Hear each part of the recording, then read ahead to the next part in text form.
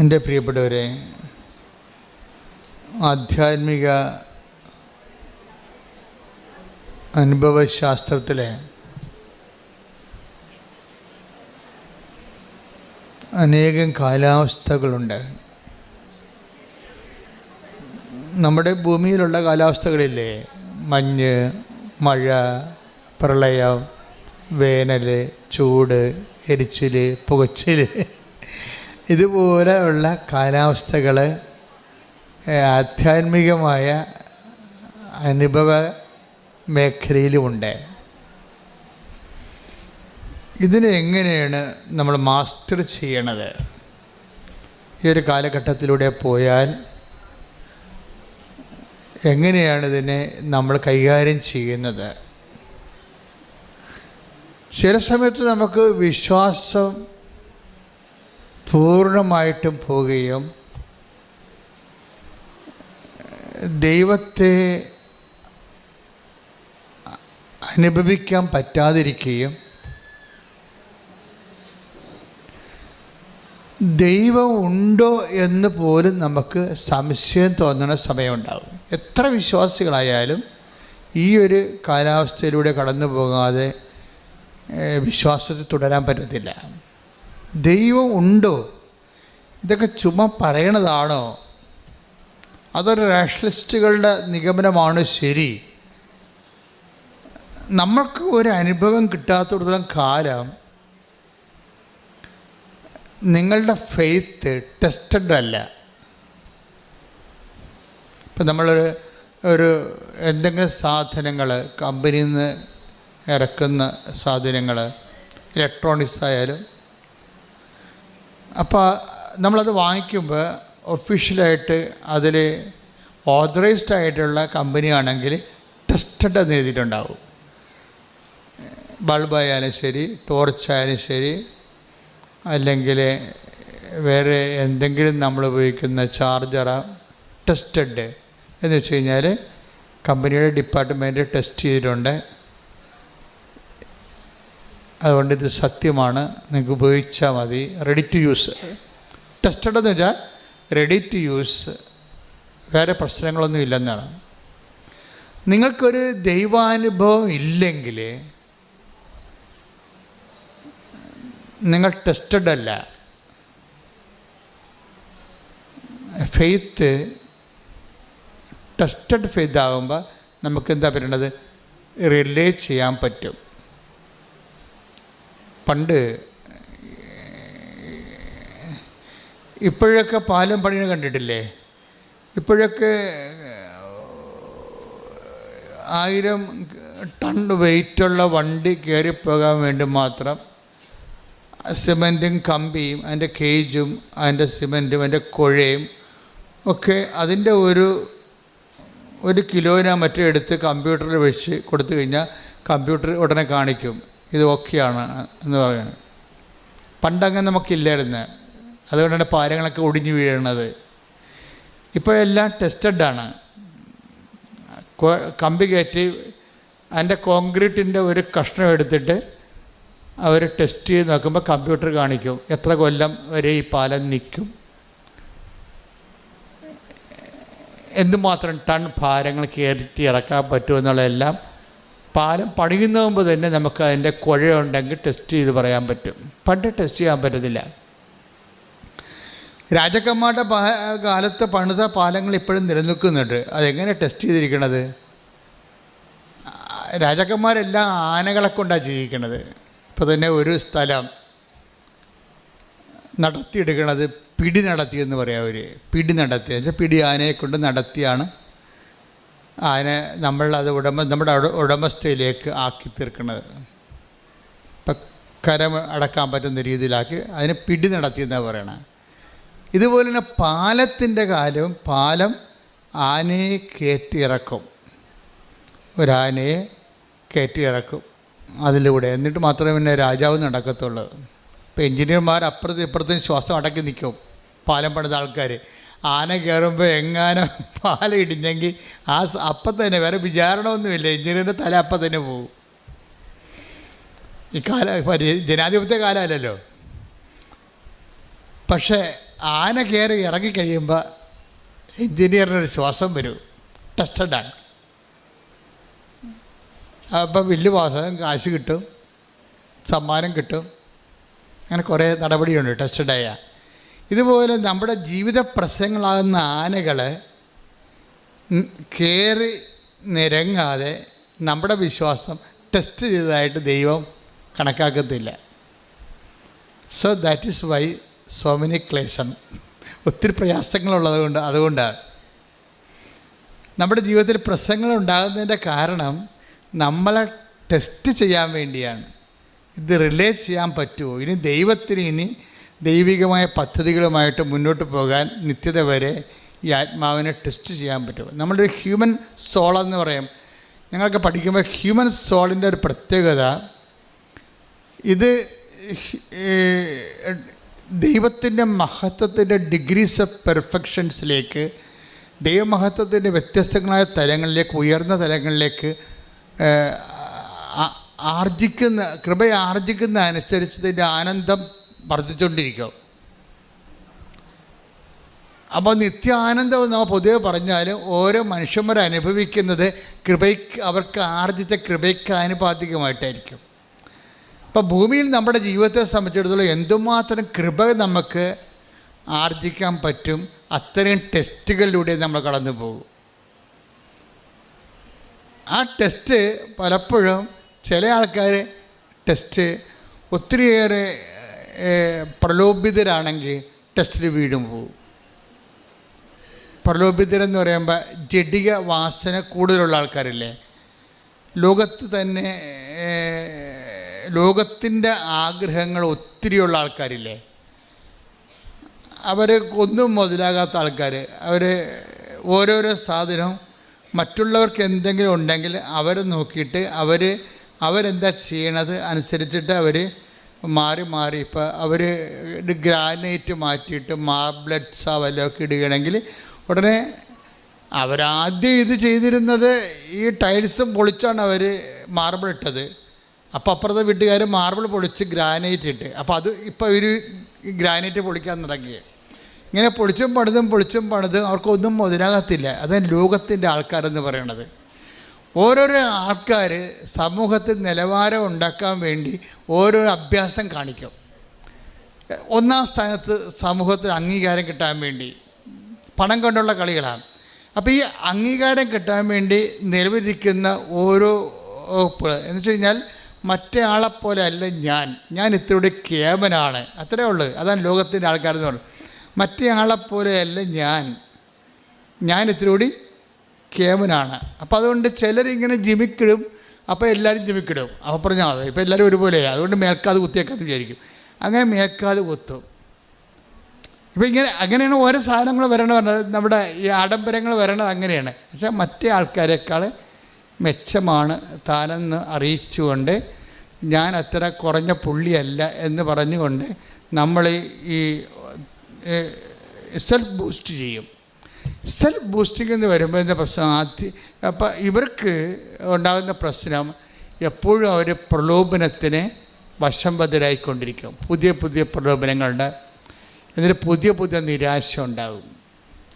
അപ്പോൾ so what is happening? We create sufferings. നമ്മൾ തന്നെയാണ് ദൈവഹിതമല്ലാതെ മറ്റുള്ള ആൾക്കാരുടെയൊക്കെ ഒപ്പം നിൽക്കാൻ വേണ്ടി ചക്രശ്വാസം വലിച്ചുകൊണ്ട് പുതിയ ലോണുകൾ, പുതിയ പലിശക്കടങ്ങൾ, ഇങ്ങനെ പുതിയ നരകങ്ങൾ നമ്മൾ സൃഷ്ടിച്ചു കൊണ്ടിരിക്കും. ഇപ്പം നമുക്ക് ഇപ്പം അയൽക്കൂട്ടം തന്നെ ഉണ്ട്. ഒരു അയൽക്കൂട്ടം ഇല്ലാഞ്ഞ സമയത്ത് നമുക്ക് 1000 രൂപയുടെ കടവേ ഉണ്ടായിരുന്നുള്ളൂ. 5 അയൽക്കൂട്ടം ഉള്ളപ്പോൾ ഇപ്പോൾ 5000 രൂപയുടെ കടവായി ഇല്ലേ? കറക്റ്റല്ലേ? നമുക്കൊരു അയൽക്കൂട്ടം ഇല്ലാഞ്ഞൊരു കാലമുണ്ട്, 2010 കാലം. ആ കാലത്ത് നമുക്ക് ഈ അണ്ണാച്ചിമാരുടെ പലിശക്ക് നമ്മുടെ വീട്ടിൽ പണം വേണോ ഒരു അണ്ണാച്ചിയെ വരത്തുള്ളൂ. അപ്പം അവൻ ചിലപ്പോൾ തന്തക്കൊക്കെ വിളിച്ച്, നമ്മളവരെ തന്തക്ക് വിളിച്ചാൽ മനസ്സിലാകത്തില്ല. കാര്യം തമിഴനായത് കാരണം. ഹിന്ദിക്കാരനെ മാർവാടിനെ നമ്മൾ വിളിക്കുമായിരുന്നു തന്തക്ക് മലയാളത്തിൽ. അപ്പം അവന് മനസ്സിലാകത്തില്ല. അപ്പോൾ അവർക്കറിയാം കുഴിപ്പോയി അണ്ണാച്ചി വന്ന് ബഹളം ഉണ്ടാക്കും, അവൻ്റെ ഭാഷ നമുക്ക് മനസ്സിലാകത്തില്ല. നമ്മൾ തന്തക്ക് വിളിച്ചാൽ അവൻ കേൾക്കത്തുമില്ല. അപ്പോൾ അങ്ങനെ അഡ്ജസ്റ്റ് ചെയ്ത് പോവുകയായിരുന്നു. മാർവാടി ഹിന്ദിക്കാരൊക്കെ ആയിട്ട് അഡ്ജസ്റ്റ്. അത് കഴിഞ്ഞപ്പോഴാണ് ഗവൺമെൻറ് അയൽക്കൂട്ടം നമ്മളെ രക്ഷിക്കാൻ വേണ്ടി അയൽക്കൂട്ടം തുടങ്ങിയത്. അയൽക്കൂട്ടം തുടങ്ങിയപ്പോൾ എന്താണ്, അമ്മായിയമ്മയുടെ പേരിൽ ലോണുണ്ട്, മരുമകളുടെ പേരിൽ ലോണുണ്ട്, മരുമകൻ്റെ പേരിൽ ലോണുണ്ട്. എവിടുന്നെല്ലാം ലോൺ കിട്ടാവോ അവിടുന്നെല്ലാം മേടിച്ച് നമ്മൾ ആഘോഷം നടത്തി. ഇപ്പോൾ നമ്മൾ എല്ലായിടത്തും കടമായി. ഇപ്പോൾ കർത്താവിനെ നമ്മൾ കർത്താവിനോട് നമ്മൾ ശണ്ട കൂടിക്കൊണ്ട് നടക്കുകയാണ്. കർത്താവേ 2 കിഡ്നിക്ക് പകരം 4 കിഡ്നി വെച്ച് തന്നേക്കെങ്കിൽ നമുക്ക് കുറച്ച് 2 കൊടുത്ത്. ഇപ്പം ദൈവത്തിനായ പ്രശ്നം, ദൈവം 2 കിഡ്നിയല്ലേ, നമുക്ക് വിൽക്കണമെങ്കിലും 2 ഉള്ളൂ. ഇവിടെ 4 ഉണ്ടായിരുന്നെങ്കിൽ എന്താണ്, ഇപ്പോൾ ഒന്നിനും ഒതുങ്ങണില്ല മലയാളി ഒന്നിനും ഒതുങ്ങണില്ല. ഇനിയും പുതിയ സാഹചര്യങ്ങൾ വരികയാണെങ്കിൽ പുതിയ കടങ്ങൾ നമുക്കുണ്ടായിക്കൊണ്ടിരിക്കും. മനുഷ്യന്മാരുടെ ജീവിതം തന്നെ ഈ ജഡീയ വാസനകളെ ഇപ്പം ജഡീയ വാസന പലതിലുണ്ട്. കാറ് ചേഞ്ച് ചെയ്തുകൊണ്ടിരിക്കും, 3 കൊല്ലം കൂടുമ്പോൾ കാറ് ചേഞ്ച് ചെയ്തുകൊണ്ടിരിക്കും. അതുപോലെ തന്നെ അവർ വീട് ചേഞ്ച് ചെയ്തുകൊണ്ടിരിക്കും. അങ്ങനെ ഓരോ സംഭവം അവർ ചേഞ്ച് ചെയ്തുകൊണ്ടിരിക്കും. കാര്യം ചേഞ്ച് ചെയ്തില്ലെങ്കിൽ ഇവർക്ക് ബോറടിക്കും. ജഡിക വാസനയുടെ ഒരു പ്രശ്നം അത് ബോറെന്നുള്ള സംഭവം തന്നെ ഭൗതിക ആസക്തിയുടെ അനുഭവ തരങ്ങളുടെ ഒരു വൊക്കാബുലറിയാണ് ബോറ്. അപ്പം ദൈവം എന്താ ചെയ്തിരിക്കുന്നത് വെച്ച് കഴിഞ്ഞാൽ, ഈ മനുഷ്യന്മാരുടെ സൃഷ്ടിച്ചു കഴിഞ്ഞാൽ സ്വാഭാവികമായിട്ട് ഇവൻ ഒന്നുകൊണ്ടും മുതലാകാത്ത ഒരു മുതലായിട്ട് വരും. ഇവൻ്റെ ഈ ബോറ് മാറ്റാൻ വേണ്ടി ഈശോ പറഞ്ഞു, ഞാനൊരു മരുന്ന് കണ്ടുപിടിച്ചിട്ടുണ്ട്. ഞാൻ തരുന്ന വെള്ളം കുടിച്ചാൽ നിങ്ങൾക്കൊരിക്കലും, അതിനാണ് പരിശുദ്ധാത്മാവെന്ന് പറയുന്നത്. പരിശുദ്ധാത്മാവ് ആ ഒരു സ്പേസിൽ കയറി വന്ന ആളാണ്. മനുഷ്യന്മാർക്ക് ബോറുണ്ടായിട്ട് ഒന്നിലും മുതലാകാതെ, ദൈവത്തെപ്പോലും മുതലാകാതെ ഭൗതിക ആനുകൂല്യം കൈപ്പറ്റാൻ വേണ്ടി ദൈവത്തെ മാക്സിമം യൂട്ടിലൈസ് ചെയ്ത ഒരു ചൂഷണത്തിലേക്ക് മാറുന്ന കാരണം ഈ ആഗ്രഹത്തിൻ്റെ പേരിൽ ഈശോ ആഗ്രഹം അവസാനിപ്പിക്കാൻ വേണ്ടിയാണ് ഈശോ ഞാൻ തരുന്ന വെള്ളം കുടിക്കുന്നവർക്ക്, പരിശുദ്ധാത്മാവ് നൽകുന്നവർക്ക് ഒരിക്കലും ദാഹിക്കത്തില്ലെന്നാണ്. എന്നുവെച്ചാൽ ഉള്ളത് കൊണ്ട് അവർക്ക് നല്ല തൃപ്തി വരും. പൗലോസ് അപ്പോസ്തലൻ പറയും, ഉള്ളത് കൊണ്ടൊക്കെ തൃപ്തിപ്പെടുന്നവർക്ക് മാത്രമേ take the bread of God. 1 തിമോത്തിയോസ് 6:6 ഉള്ളത് കൊണ്ട് തൃപ്തിപ്പെടുന്നവന്, പറഞ്ഞേ, ഉള്ളത് കൊണ്ട് തൃപ്തിപ്പെടുന്നവന് ദൈവഭക്തി വലിയൊരു നേട്ടമാണ്. അപ്പോൾ ദൈവഭക്തി കൊണ്ട് നേട്ടം ആർക്കാണ്? ഉള്ളത് കൊണ്ട് തൃപ്തിപ്പെടുന്നവനെ. ഉള്ളത് കൊണ്ട് തൃപ്തിപ്പെടാത്ത ആൾക്കാർക്ക് ദൈവഭക്തി കോട്ടമാണ്. അതാണ് വിഷയം വരുന്നത്. അപ്പോൾ എപ്പോഴും പ്രെയർ പോകേണ്ടത്, നിങ്ങൾക്ക് ആവശ്യമുള്ള സംഭവങ്ങൾ ദൈവം മാനിക്കുന്നുണ്ട്. ആവശ്യമുള്ള, ഇപ്പോൾ ഒറ്റ മുറി വീട്ടിൽ താമസിക്കുകയാണ്. ആദ്യം ഭർത്താവും ഭാര്യയുമായപ്പോൾ അവർക്ക് ഒരു ഗ്യാസ് വെച്ച് ഒരു കട്ടിലിട്ട് കഴിഞ്ഞാൽ വലിയ കുഴപ്പമില്ലായിരുന്നു. അവിടെ 2 കുഞ്ഞുങ്ങളായി. കുഞ്ഞുങ്ങൾ വളർന്നു കഴിഞ്ഞാൽ തീർച്ചയായിട്ടും അവർക്ക് 3 മുറിയുള്ള വീടും വരാന്തയും റീഡിങ് റൂം, പഠിക്കുന്ന കുഞ്ഞുങ്ങളാണെങ്കിൽ പഠനമുറിയും എല്ലാം വേണം. അപ്പോൾ ആവശ്യത്തിന് കുഴപ്പമില്ല, അനാവശ്യത്തിനാണ് കുഴപ്പം വരുന്നത്. ആഡംബരമില്ലേ, ആഡംബരത്തിലേക്ക് വരുമ്പോൾ ആത്മാവ് മാറിപ്പോവും. അതുകൊണ്ടാണ് ഈശോ പറഞ്ഞത് നിങ്ങൾക്കിതൊക്കെ ആവശ്യമാണെന്ന്. ആവശ്യങ്ങളല്ലേ. ഇപ്പോൾ 6:33 എടുത്ത് മത്തായിയുടെ സുവിശേഷം, നിങ്ങൾ ആദ്യം അവിടുത്തെ രാജ്യവും അവിടുത്തെ നീതിയും അന്വേഷിക്കുക, അതോടൊപ്പം മറ്റുള്ളവയെല്ലാം നിങ്ങൾക്ക് ലഭിക്കും. അത് എന്താ പ്രശ്നം വെച്ച് കഴിഞ്ഞാൽ, നമുക്ക് ലഭിക്കുന്നതിന് അടിസ്ഥാനപ്പെടുത്തിയിരിക്കുന്നത് നമുക്ക് ചോദിക്കുന്നതനുസരിച്ച് മാത്രമല്ല. നമുക്ക് 2 തരത്തിൽ ദൈവത്തിൽ നിന്ന് അലോട്ട്മെൻ്റ് ഉണ്ട്. അനുഗ്രഹത്തിൻ്റെ അലോട്ട്മെൻറ്റ് 2 തരത്തിലാണ് നമുക്കുള്ളത്. 2 മാർഗ്ഗം നിങ്ങൾക്ക് ഉപയോഗിക്കാം. ഒന്ന്, ചോദിക്കുവിൻ നിങ്ങൾക്ക് ലഭിക്കും. Take the word of God. Hallelujah ഹല്ലേലൂയ ഹല്ലേലൂയ ഹല്ലേലൂയ. യേശുവേ നന്ദി ഹല്ലേലൂയ ഹല്ലേലൂയ. മത്തായി 7:7. മത്തായി 7:7. ചോദിക്കുവിൻ നിങ്ങൾക്ക് ലഭിക്കും. പറഞ്ഞേ, ചോദിക്കുവിൻ നിങ്ങൾക്ക് ലഭിക്കും. ചോദിക്കുവിൻ നിങ്ങൾക്ക് ലഭിക്കും. അന്വേഷിക്കുവിൻ നിങ്ങൾ കണ്ടെത്തും. അന്വേഷിക്കുവിൻ നിങ്ങൾ കണ്ടെത്തും. മുട്ടുവിൻ നിങ്ങൾക്ക് തുറന്നു കിട്ടും. മുട്ടുവിൻ നിങ്ങൾക്ക് തുറന്നു കിട്ടും. ഇപ്പം കേവലമായ പ്രാർത്ഥനയെക്കുറിച്ചാണ് പറയണത്. നമുക്ക് ലഭിക്കുന്നതിൻ്റെ ഒരു മാർഗം ദൈവത്തോട് ചോദിക്കുകയാണ്. ലഭിക്കുന്നതിൻ്റെ 2ാമത്തെ മാർഗം എന്താണ്? നമ്മൾ നമ്മുടെ പൊസിഷൻസ് കറക്റ്റ് ചെയ്യും. അപ്പോൾ ഓട്ടോമാറ്റിക്കായിട്ട് ചോദിക്കാതെ തന്നെ കിട്ടിക്കൊണ്ടേയിരിക്കും. എന്ന് വെച്ച് കഴിഞ്ഞാൽ അതാണ് 6:33 എന്താ പറയണത്? ഇതൊക്കെ നിങ്ങൾക്ക് ആവശ്യമാണെന്ന് പറഞ്ഞ് ഇതൊക്കെ നിങ്ങൾക്ക് ആവശ്യമാണെന്ന് എൻ്റെ സ്വർഗസ്ഥനായ പിതാവ് അറിയുന്നു. നിന്റെ സ്വർഗസ്ഥനായ പിതാവ് അറിയുന്നു. നിങ്ങൾ ആദ്യം ദൈവരാജ്യവും അതിന്റെ നീതിയും അന്വേഷിക്കുക. അതിന്റെ നീതിയും അന്വേഷിക്കുക. ബാക്കിയുള്ളത് ചേർത്ത് നൽകപ്പെടും. അപ്പൊ ചേർത്ത് നൽകപ്പെടുന്ന ഒരു വിഷയമുണ്ട്. അതായത് നീ നടക്കേണ്ട വഴി നിന്റെ മുഖത്ത് നോക്കി ഞാൻ നിന്നെ ഉപദേശിക്കും. സങ്കീർത്തനം 32:8. സങ്കീർത്തനം 8-ാം തിരുവചനം. ഞാൻ നിന്നെ ഉപദേശിക്കാം, നീ നടക്കേണ്ട വഴി കാണിച്ചു തരാം, ഞാൻ നിന്റെ മേൽ ദൃഷ്ടി ഉറപ്പിച്ച് നിന്നെ ഉപദേശിക്കാം. ഇപ്പം എന്താ പ്രശ്നം? നമ്മളുടെ എല്ലാ A-Z കാര്യങ്ങളും ദൈവം ചാർട്ട് ചെയ്തിട്ടുണ്ട്. ആ ചാർട്ട് വഴി നിങ്ങളെ ദൈവത്തിൻ്റെ എക്സ്പെൻസിൽ തന്നെ നടത്തും. അപ്പം നമ്മുടെ കയ്യിൽ നിന്ന് എക്സ്പെൻഡിച്ചർ ഇല്ല, അത് ഓട്ടോമാറ്റിക്കായിട്ട് സംഭവിക്കുന്നതാണ്. അതിനെന്ത് ചെയ്യണം? എന്താ ചെയ്യേണ്ടത്? ആദ്യം ദൈവരാജ്യം എന്ന് പറഞ്ഞാൽ എന്താണ്? ദൈവത്തിൻ്റെ മനസ്സ്. ഓരോ വിഷയത്തെക്കുറിച്ച് ദൈവത്തിൻ്റെ മനസ്സുണ്ടാവും. ആദ്യം ദൈവത്തിൻ്റെ മനസ്സ്. ഈ വിഷയത്തിൽ ദൈവത്തിൻ്റെ മനസ്സെന്താണ്? അപ്പം നിൻ്റെ മനസ്സല്ല, നിൻ്റെ വീട്ടുകാരുടെ മനസ്സല്ല. ഇവിടെയാണ് ഇടിവെട്ട് പ്രശ്നങ്ങൾ നടക്കുന്നത്. കുടുംബത്തിൽ ഏറ്റവും കൂടുതൽ പ്രോബ്ലംസ് നടക്കുന്നത് ഇവിടെയാണ്. കാരണം ദൈവത്തിൻ്റെ മനസ്സ് എന്ന് പറഞ്ഞാൽ നിങ്ങൾ ദൈവത്തിൻ്റെ മനസ്സ് അനുസരിച്ച് മാത്രം എന്നെ നടത്തണമെന്ന് എന്ന് നിങ്ങൾ പ്രാർത്ഥിക്കുന്നുവോ, നമ്മളെപ്പോഴും പ്രാർത്ഥിക്കുന്നുണ്ടെങ്കിലും അത് നമ്മൾ മീൻ ചെയ്യുന്നില്ല. ഇപ്പം സ്വർഗസ്ഥനായ ഞങ്ങളുടെ പിതാവേ എന്നുള്ള പ്രാർത്ഥനയില്ലേ? അങ്ങയുടെ നാമം പൂജിതമാകണമേ, അങ്ങയുടെ രാജ്യം വരണമേ, അങ്ങയുടെ തിരുമനസ്സ് ഒരു ഭൂമിയിലുമാണ്. പക്ഷേ നമ്മളത് പ്രാർത്ഥിക്കുന്നുണ്ടെങ്കിലും മീൻ ചെയ്യണില്ല, നമ്മളത് ഉദ്ദേശിക്കണില്ല. അത് ദൈവത്തിനറിയാം. ചുമ്മാ പണ്ടൊരു പ്രാർത്ഥന പഠിച്ചു വെച്ചിരിക്കണ കാരണം കണാഗുണ അതിന് മറുപടി പറഞ്ഞുകൊണ്ടിരിക്കുകയാണ്. അല്ലാതെ ഈ ജീവികളാരും ഇത് ഉദ്ദേശിക്കണില്ല, ദൈവത്തിനറിയാം. അതുകൊണ്ടാണ് ദൈവം ആ ഫയൽ എടുക്കണില്ലല്ലോ. നമ്മൾ എത്ര 1000 സ്വർഗസ്ഥനായ പിതാവ് ചൊല്ലിയാലും ദൈവം ആ ഫയൽ എടുക്കത്തില്ല. കാര്യം ഇവർ ഉദ്ദേശിക്കണില്ല, ദൈവത്തിനറിയാം. പക്ഷെ വൺസ് നമ്മളിതിൻ്റെ ദൈവശാസ്ത്രം മനസ്സിലാക്കി, ദൈവത്തിൻ്റെ മനസ്സ് മനസ്സിലാക്കി, നമ്മൾ ഉദ്ദേശിക്കുന്നുണ്ടെന്ന് ദൈവത്തിന് പറയാമോ? ദൈവമേ അങ്ങയുടെ മനസ്സ് തന്നെയാണ്. ഇപ്പം ചില കൊച്ചുകൾ ഇങ്ങനെയോടെന്ന് വെച്ചാൽ ഞങ്ങൾ അഫെയറിലായിട്ട് 2 കൊല്ലമായി, പക്ഷേ ഇപ്പോൾ കർത്താവിന് എനിക്ക് ശരിയായിട്ട് അറിഞ്ഞു കഴിഞ്ഞപ്പോൾ എനിക്ക് തോന്നി ഇത് ദൈവം ഉദ്ദേശിക്കുന്നുണ്ടോ ഈ റിലേഷൻ. അച്ഛൻ പറഞ്ഞാൽ മതി. അച്ഛൻ അമ്മ പ്രത്യക്ഷപ്പെട്ട ആൾത്താറയെന്നുകൊണ്ട് അച്ഛൻ മെസ്സേജ് എടുത്ത് പറഞ്ഞാൽ മതി. എന്ത് റിസ്ക് ആണെങ്കിലും ഞാൻ ദൈവത്തിൻ്റെ ഇഷ്ടം അനുസരിച്ച് പാലിക്കത്തുള്ളൂ എന്ന് പറഞ്ഞു. അതാണ് പ്രശ്നം. അതിന് ഇത്തിരി തൻ്റെ ഇടം വേണം ശരിക്കും.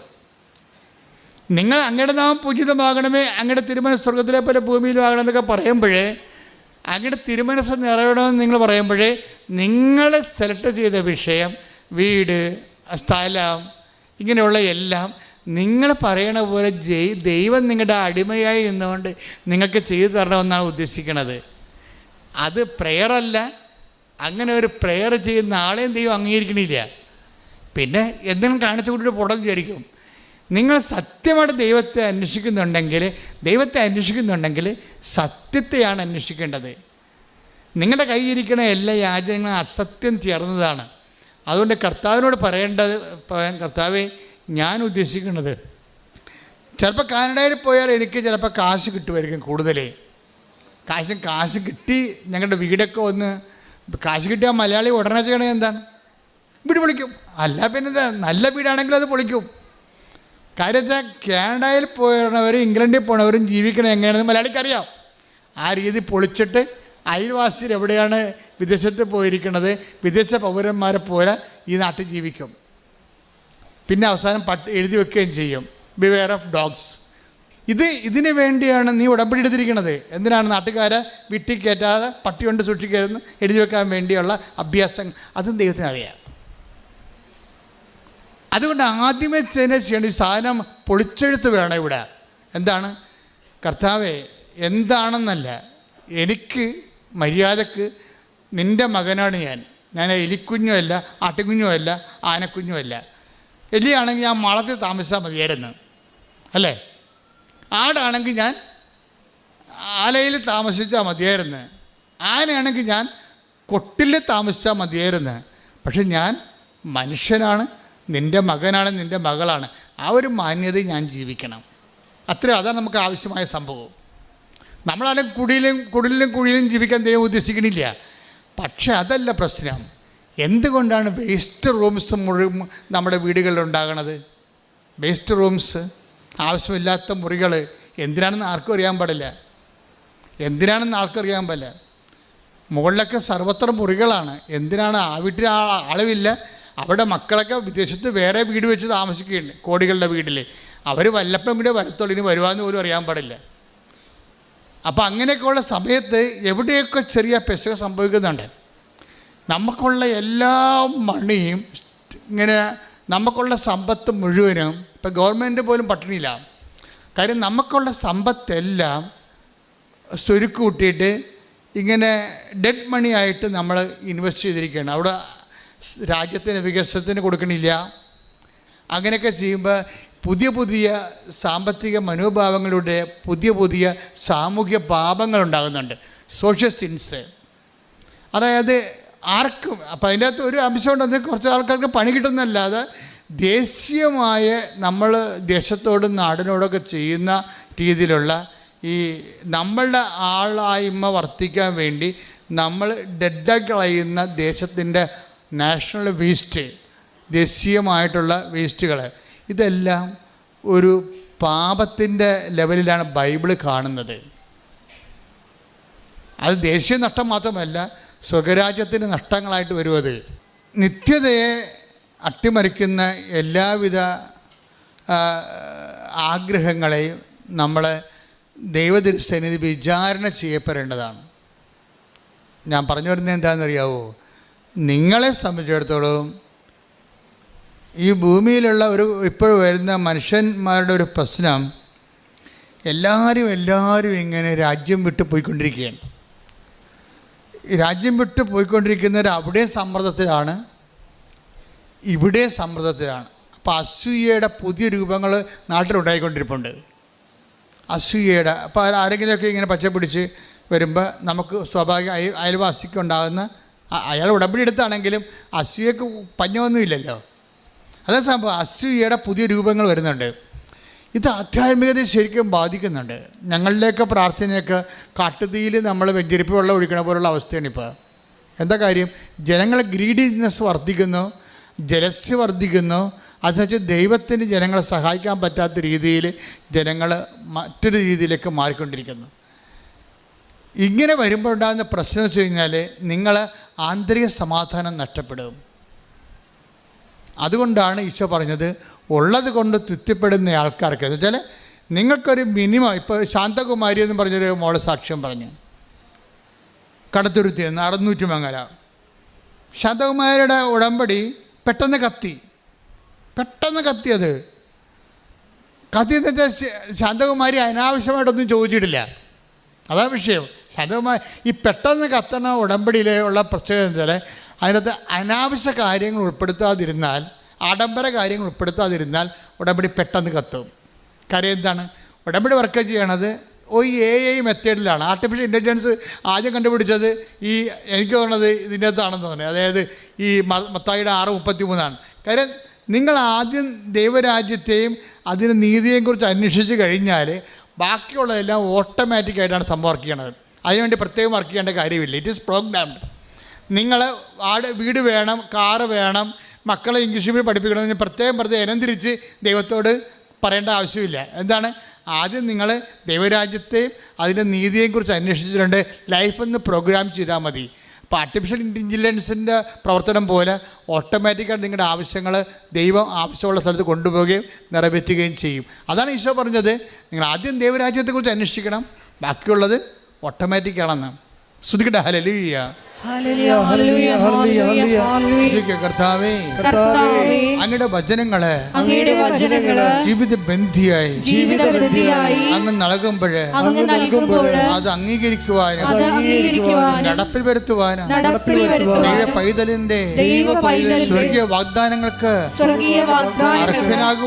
അർഹനാകുവാനും എന്നെ അഭിഷേകം ചെയ്യണമേ. ഹല്ലേലൂയ. ആരാധനയിലൂടെ സ്വർഗീയ വാഗ്ദാനങ്ങൾക്ക് നിങ്ങളെ അർഹരാക്കണമേ, തിരഞ്ഞെടുക്കണമേ.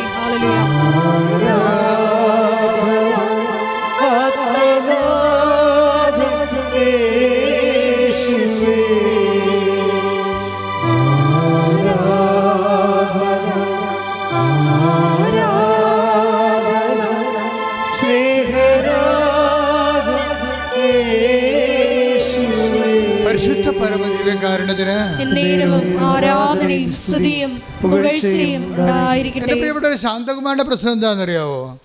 ശാന്തകുമാരിക്ക് പല പ്രശ്നങ്ങളാണ്. ഈ ക്ലേശങ്ങളെ കൊണ്ട് കുറേ ക്ലേശങ്ങളാണ്. ഒന്ന്, ഇവർ കടത്തുരുത്തി 600 മംഗലം ഉൾനാട്ടിലുള്ള ആളാണ്. അവരുടെ സ്ഥലത്ത് വെള്ളമില്ല. അതാണ് ഒരു പ്രശ്നം. സ്ഥലമല്ല, ഒരു അറിയാമല്ല, ഫെബ്രുവരി ആകുമ്പോൾ വെള്ളം വറ്റി പോകും. ആ വീട്ടിലോട്ട് വഴിയില്ല. രണ്ടാമത്തെ പ്രശ്നം, വെള്ളം വല്ലയിടത്തും പോയി കോരാമെന്ന് വെച്ച് കഴിഞ്ഞാൽ വഴിയില്ല. വെള്ളം വിലക്ക് വാങ്ങിക്കാമെന്ന് പറഞ്ഞാൽ വണ്ടി അവിടെ വന്ന് നിൽക്കത്തില്ല. വല്ലയിടത്തും വണ്ടി വന്ന് നമ്മൾ ചുമന്നുകൊണ്ട് വരണം വെള്ളം. ശാന്തകുമാരി ഒറ്റക്ക, മക്കളുണ്ട്, കല്യാണം കഴിച്ച് വിട്ടിട്ടുണ്ട്. അതുങ്ങളൊന്നും ഈ വീട്ടിൽ തിരിച്ചു വരത്തില്ല. അമ്മയോട് ഭയങ്കര ഇഷ്ടമൊക്കെയാണ്, പക്ഷെ അവരാരും വരത്തില്ല വീട്ടിലോട്ട്. മൂന്നാമത്തെ പ്രശ്നമാണ്. എന്താ വരാത്തത് കാര്യം? മക്കൾ വരാത്ത 2 കാര്യങ്ങളാണ്, 3 കാര്യങ്ങൾ. അപ്പം നേരിച്ച് മരിച്ചു പോകാൻ തോന്നുന്നു. അമ്മ മാത്രമേ ഉള്ളൂ. എന്നിട്ട് പോലും ആ അമ്മയെ തിരക്കി. അമ്മയോട് മക്കൾക്ക് ഇഷ്ടമാണെങ്കിലും പെമ്മക്കളാണെങ്കിലും വരാൻ പറ്റണില്ല അവർക്ക്. അവർ പറയണ, അമ്മ ഈ വീട്ടിൽ വരുമ്പോൾ എന്തോ നെഗറ്റീവ് എനർജിയാണ്. 4ാമത്തെ പ്രശ്നം. പിള്ളേരിപ്പോൾ പഠിച്ചപ്പോഴേ നെഗറ്റീവും പോസിറ്റീവൊക്കെ അറിയാമല്ലോ അവർക്ക്. അപ്പോൾ ഇവർ പറയണത് ഇപ്പോൾ നെഗറ്റീവ് എനർജിയാണെന്നാണ് പറയണത്. ഇതിൻ്റെ അകത്ത് ഇപ്പോൾ വെള്ളമില്ല, വഴിയില്ല, വീട്ടിൽ വരാൻ പറ്റണില്ല, നെഗറ്റീവ് എനർജിയാണ്. ഇതൊന്നുമല്ല, എവിടെ നോക്കിയാലും മൂർഖം പാമ്പ്. 4ാമത്തെ പ്രശ്നം. അപ്പോൾ ശാന്തകുമാരി മടുത്തു ജീവിതം. ഇവിടുത്തെ ആരും ഇത് 5ാമത്തെ പ്രശ്നം എന്താ അറിയാമോ? വിറ്റ് ചുട്ട് പോകാമെന്ന് വിചാരിച്ചാൽ ആരും എടുക്കാനും ഇല്ല. 6ാമത്തെ പ്രശ്നങ്ങൾ ഒരു ഒറ്റ വ്യക്തി ഒരു കുടുംബത്തിൽ ആരും സഹായമില്ലാതെ അനുഭവിക്കുന്ന 6 പ്രശ്നങ്ങളാണ്. അപ്പോൾ ഇവൾ ഉരുകിത്തീർന്ന് എന്തും ജീവിക്കണം. അവസാനം ശാന്തകുമാരി പറയണേ, ആദ്യമൊക്കെ മുറുകപാമ്പൊക്കെ വരുമ്പോഴേ, എപ്പോഴും വരും പാമ്പ്, പല സ്ഥലത്തും പാമ്പാണ്. അപ്പോൾ ഞങ്ങൾക്ക് പേടിയായി. അവസാനം ഞാൻ നാട്ടുകാരെ വിളിച്ച് തല്ലിക്കൊല്ലാൻ തുടങ്ങിയെന്ന്.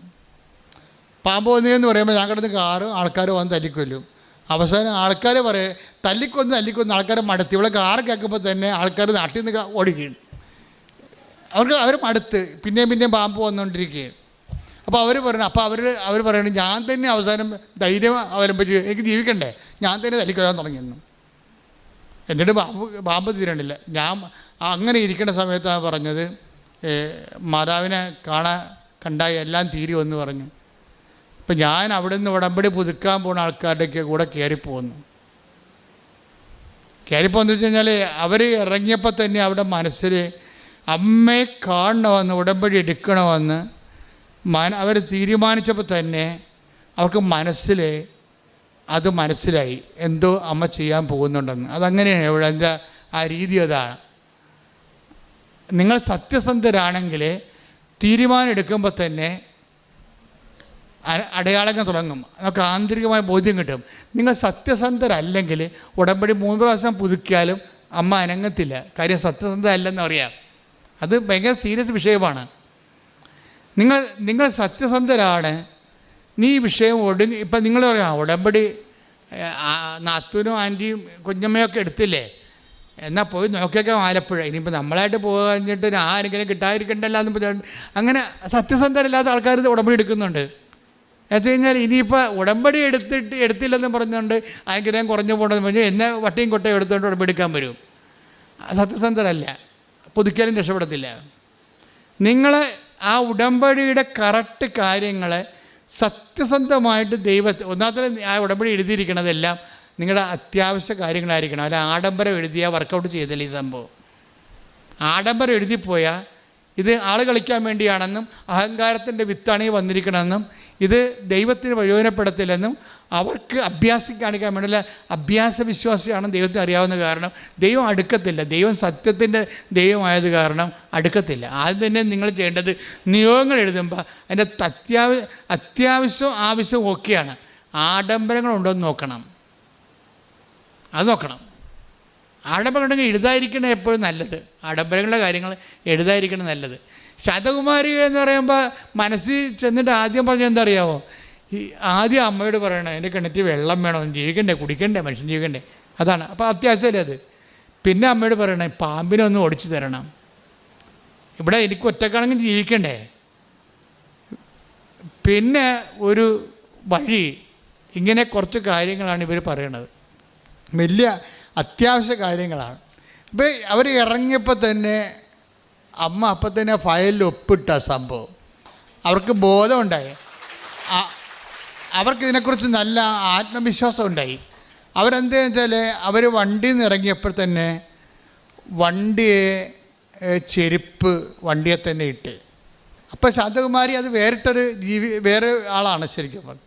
വെച്ചാൽ അവർ വണ്ടിയെ തന്നെ ചെരുപ്പ് വെച്ചു. എന്താ, ഞാൻ പോണത് എവിടെയാണെന്ന് അവർക്ക് നല്ല ബോധമുണ്ട്. അവർക്ക് ഞാൻ ഏത് സംഗീതത്തിലേക്കാണ്, ഏത് സാങ്ച്വറിയിലേക്കാണ് പോകുന്നതെന്നുള്ളതിന് അവർക്ക് ബോധമുണ്ട്. ചെരുപ്പ് വണ്ടിയെ വെച്ചപ്പോൾ തന്നെ ഡ്രൈവറിന് പെശകാണെന്ന് മനസ്സിലായി. ഡ്രൈവർ അവിടെ നിന്നും പറഞ്ഞ്, ഉടമ്പടി പുതുക്കുന്നുള്ള വണ്ടിയാണിത്, പുതുക്കാനുള്ള ഇന്ന് പുതുക്ക് മാത്രമേ നമ്മൾ ചെയ്യത്തുള്ളൂ, നിങ്ങൾ പുതുക്കിട്ട് പെട്ടെന്ന് പോരുക, ഉടമ്പടി എടുക്കാൻ പറ്റത്തില്ലെന്ന് പറഞ്ഞു. ആ ശാന്തകുമാരി ചെരുപ്പ് വെച്ചുകൊണ്ട് ഡ്രൈവറെ കണ്ട് മനസ്സിലാക്കിയിട്ട് ഇന്ന് ഇവിടുന്ന് പോരാൻ പറ്റുകയില്ല, എങ്ങനെ 5 മണിക്കൂർ കഴിയുമല്ലോ, അന്ന് പുതുക്കുകയാണെങ്കിൽ 2 മണിക്കൂർ കൊണ്ട് പോരാൻ പറ്റുമോ. പുതുക്കുന്നവരുടെ വണ്ടിയായിരുന്നു അത്. അതിന്മേലാണ് ഈ ഉടമ്പടി എടുക്കുന്ന ആൾ കയറിയിരിക്കുന്നത്. ചെരുപ്പകത്ത് വെച്ചപ്പോൾ തന്നെ ശാന്തകുമാരി കിടന്ന് തന്നെ മനസ്സിലായി. അപ്പോൾ ഡ്രൈവർ സ്വരത്തി പറഞ്ഞ്, ഇന്ന് എടുക്കൽ നടക്കത്തില്ല, പുതുക്കൽ നടക്കത്തുള്ളൂ. അപ്പോൾ ശാന്തകുമാരി പോയി ചെരുപ്പ് തിരിച്ചെടുത്തുകൊണ്ട് പോകുന്നു. എന്താ കാര്യം, നിങ്ങൾ പോയിക്കോ, ഞാൻ അമ്മയുടെ അടുത്ത് ഉടമ്പടി ചെയ്യാൻ വന്നതാണ്, ഒറ്റക്കാണെങ്കിലും ഞാൻ ചെയ്തിട്ട് വന്നോളാം എന്ന് പറഞ്ഞു. അപ്പം അതിൻ്റെ നിലപാട് മാറിയില്ലേ, ഒന്നായില്ലേ. ഒറ്റക്കാണെന്ന് വെച്ചാൽ അവർക്ക് അറിയത്തില്ല വഴിയൊന്നും. 700 രൂപയാണ് അവിടെ നിന്ന് ഇവിടം വരെ ഡ്രൈവർ വാങ്ങിക്കുന്നത്. ആ പൈസ പോയാലും തിരിച്ച് രാത്രിയായാലും ഉടമ്പടി എടുത്തിട്ട് പോകാം എന്ന് പറഞ്ഞു. അപ്പോൾ തന്നെ സത്യത്തിൻ്റെ ഒരു കണിക അവിടെ ഉണ്ട്. ചില ആൾക്കാർ ആദ്യമേ തന്നെ വന്ന് ഓഫീസിൽ ചോദിക്കും, എത്ര സമയമാകും? അപ്പോൾ ഓഫീസിൽ നിന്ന് പറയും 4 മണിക്കൂർ ആകത്തുള്ളൂ, 5 മണിക്കൂർ ആകുമെന്ന് പറയും. കാര്യം ചോദിക്കുന്നവരോട് 1 മണിക്കൂർ കൂട്ടിയേ പറയത്തുള്ളൂ. എന്താ കാര്യം, ഈ പണ്ടാര ഇവിടുന്ന് പോയി കിട്ടണം, അതുകൊണ്ടാണ്. വേറെ പ്രശ്നമൊന്നുമില്ല. സമയം ചോദിക്കുമ്പോൾ തന്നെ മനസ്സിലാക്കും ഉടമ്പടി എടുക്കാൻ വന്നതല്ല, പുള്ളി വേറെ എന്തോ അഭ്യാസത്തിന് വന്ന വഴിക്ക് ഇതിനകത്ത് കയറി നോക്കിയതാണെന്ന്. അപ്പം 4 മണിക്കൂർ ആകത്തുള്ളെങ്കിലും ഓഫീസിൽ നിന്ന് പറയും 5 മണിക്കൂർ ആകുമെന്ന് പറയും. വണ്ടി വിട്ടേക്കാൻ എൻ്റെ അർത്ഥം, അളിയൻ വണ്ടി വിട്ടേക്കാൻ എൻ്റെ അർത്ഥം, വേറെ സംഭവമൊന്നുമില്ല. വണ്ടി വിട്ടേ പോയിക്കൊള്ളാം, ഇവിടെ നിൽക്കേണ്ട ആവശ്യമില്ല. ഇത് സത്യസന്ധമായിട്ട് ദൈവത്തെ അന്വേഷിക്കുന്നവർ, അതിനുവേണ്ടി അർപ്പണ മനോഭാവത്തോടുകൂടി ദൈവത്തെ കണ്ടെത്താൻ വേണ്ടി ശ്രമിക്കുന്നവർക്ക് വേണ്ടിയുള്ള ഇടമാണ്, കാഴ്ചക്കാർക്കും സന്ദർശകർക്കും വേണ്ടിയുള്ള സ്ഥലമല്ല എന്നുള്ളതാണ്. ശ്രദ്ധിക്കട്ടെ. ഹല്ലേലൂയ. നമ്മുടെ ഒരു നിലപാടാണ് ശരിക്കും പറഞ്ഞാൽ. ശാന്തകുമാരിയുടെ നിലപാട് സത്യസന്ധമായത് കാരണം അമ്മ ഒരു കാര്യം ചെയ്തു, ആ വിഷയം ഏറ്റെടുത്തിട്ട് ശാന്തകുമാരി പറഞ്ഞു, ഇവിടെ ഒത്തിരി ക്യൂ ഒക്കെ കാണുന്നുണ്ട്, ഒത്തിരി കൗണ്ടർ കാണുന്നുണ്ട്, എവിടെ പോയിട്ട് എന്താണ് ആദ്യം ചെയ്യേണ്ടത് എനിക്കൊരു പിടിയുമില്ല. പക്ഷേ എന്നെ കൃത്യമായിട്ട് നയിച്ചുകൊണ്ട് പോയി പുതുക്കി കഴിഞ്ഞപ്പോൾ അവരെന്നെ വിളിച്ചു, ഞങ്ങൾ വണ്ടി വിട്ട് പോകണമെന്ന്. അപ്പോൾ ഞാൻ അമ്മയടുത്ത് തിരികെത്തിക്കണ സമയമായിരുന്നു. ഞാൻ പറഞ്ഞു ഇത്തിരി സമയം പാടി. അപ്പോൾ തന്നെ ഇത്ര പെട്ടെന്ന് അതെല്ലാം കഴിഞ്ഞ് കൃത്യമാക്കി ദൈവം സഹകരിക്കുന്ന രീതി കണ്ട. സത്യസന്ധരോട് ദൈവം കൃത്യമായിട്ട് സഹകരിക്കും. നിങ്ങൾക്കൊരു ഐഡിയയും വേണമെന്നില്ല, ഐഡിയ എല്ലാം അമ്മ തരും. നിങ്ങളെ കൊണ്ടു നടക്കുന്നത് അമ്മയായിരിക്കും. കൊണ്ടു നടന്ന് ഇവിടെ കൊണ്ടുവന്ന് ഇതെല്ലാം ചെയ്യിച്ച് പെട്ടെന്ന് വണ്ടി കയറി അവർ പോയി, ഒരുമിച്ചാണ് പോയത്. അതെന്നുവെച്ചാൽ നിങ്ങൾ അത് തന്നെ അപ്പം തന്നെ അവൾക്ക് മനസ്സിലായി അമ്മ ഈ വിഷയം ടേക്കപ്പ് ചെയ്തിട്ടുണ്ടെന്ന്. ഉടമ്പടി എടുത്ത് 3 ചെന്ന് പ്രത്യക്ഷീണ പ്രാർത്ഥന ചൊല്ലി 3-ാം ദിവസമായപ്പോൾ ശാന്തകുമാരി മകളുടെ കുഞ്ഞിനെ എടുത്ത് പുറത്ത് നിൽക്കുമ്പോൾ ഒരു വെള്ളി വെളിച്ചം മുമ്പിലൂടെ കടന്നു പോകും. അവൾക്ക് ആദ്യം അത് മനസ്സിലായില്ല. ഇല്യൂഷനും ഹാലുസിനേഷനൊന്നും അല്ലേ, പകൽ കാണുന്ന സംഭവമാണ്. കുറച്ച് കഴിയുമ്പോൾ വീണ്ടും ആ വെളിച്ചം തന്നെ, ആ സിൽവർ ഗ്രേ വെളിച്ചം ഇവളുടെ മുമ്പിലൂടെ വീണ്ടും കടന്നു പോകും.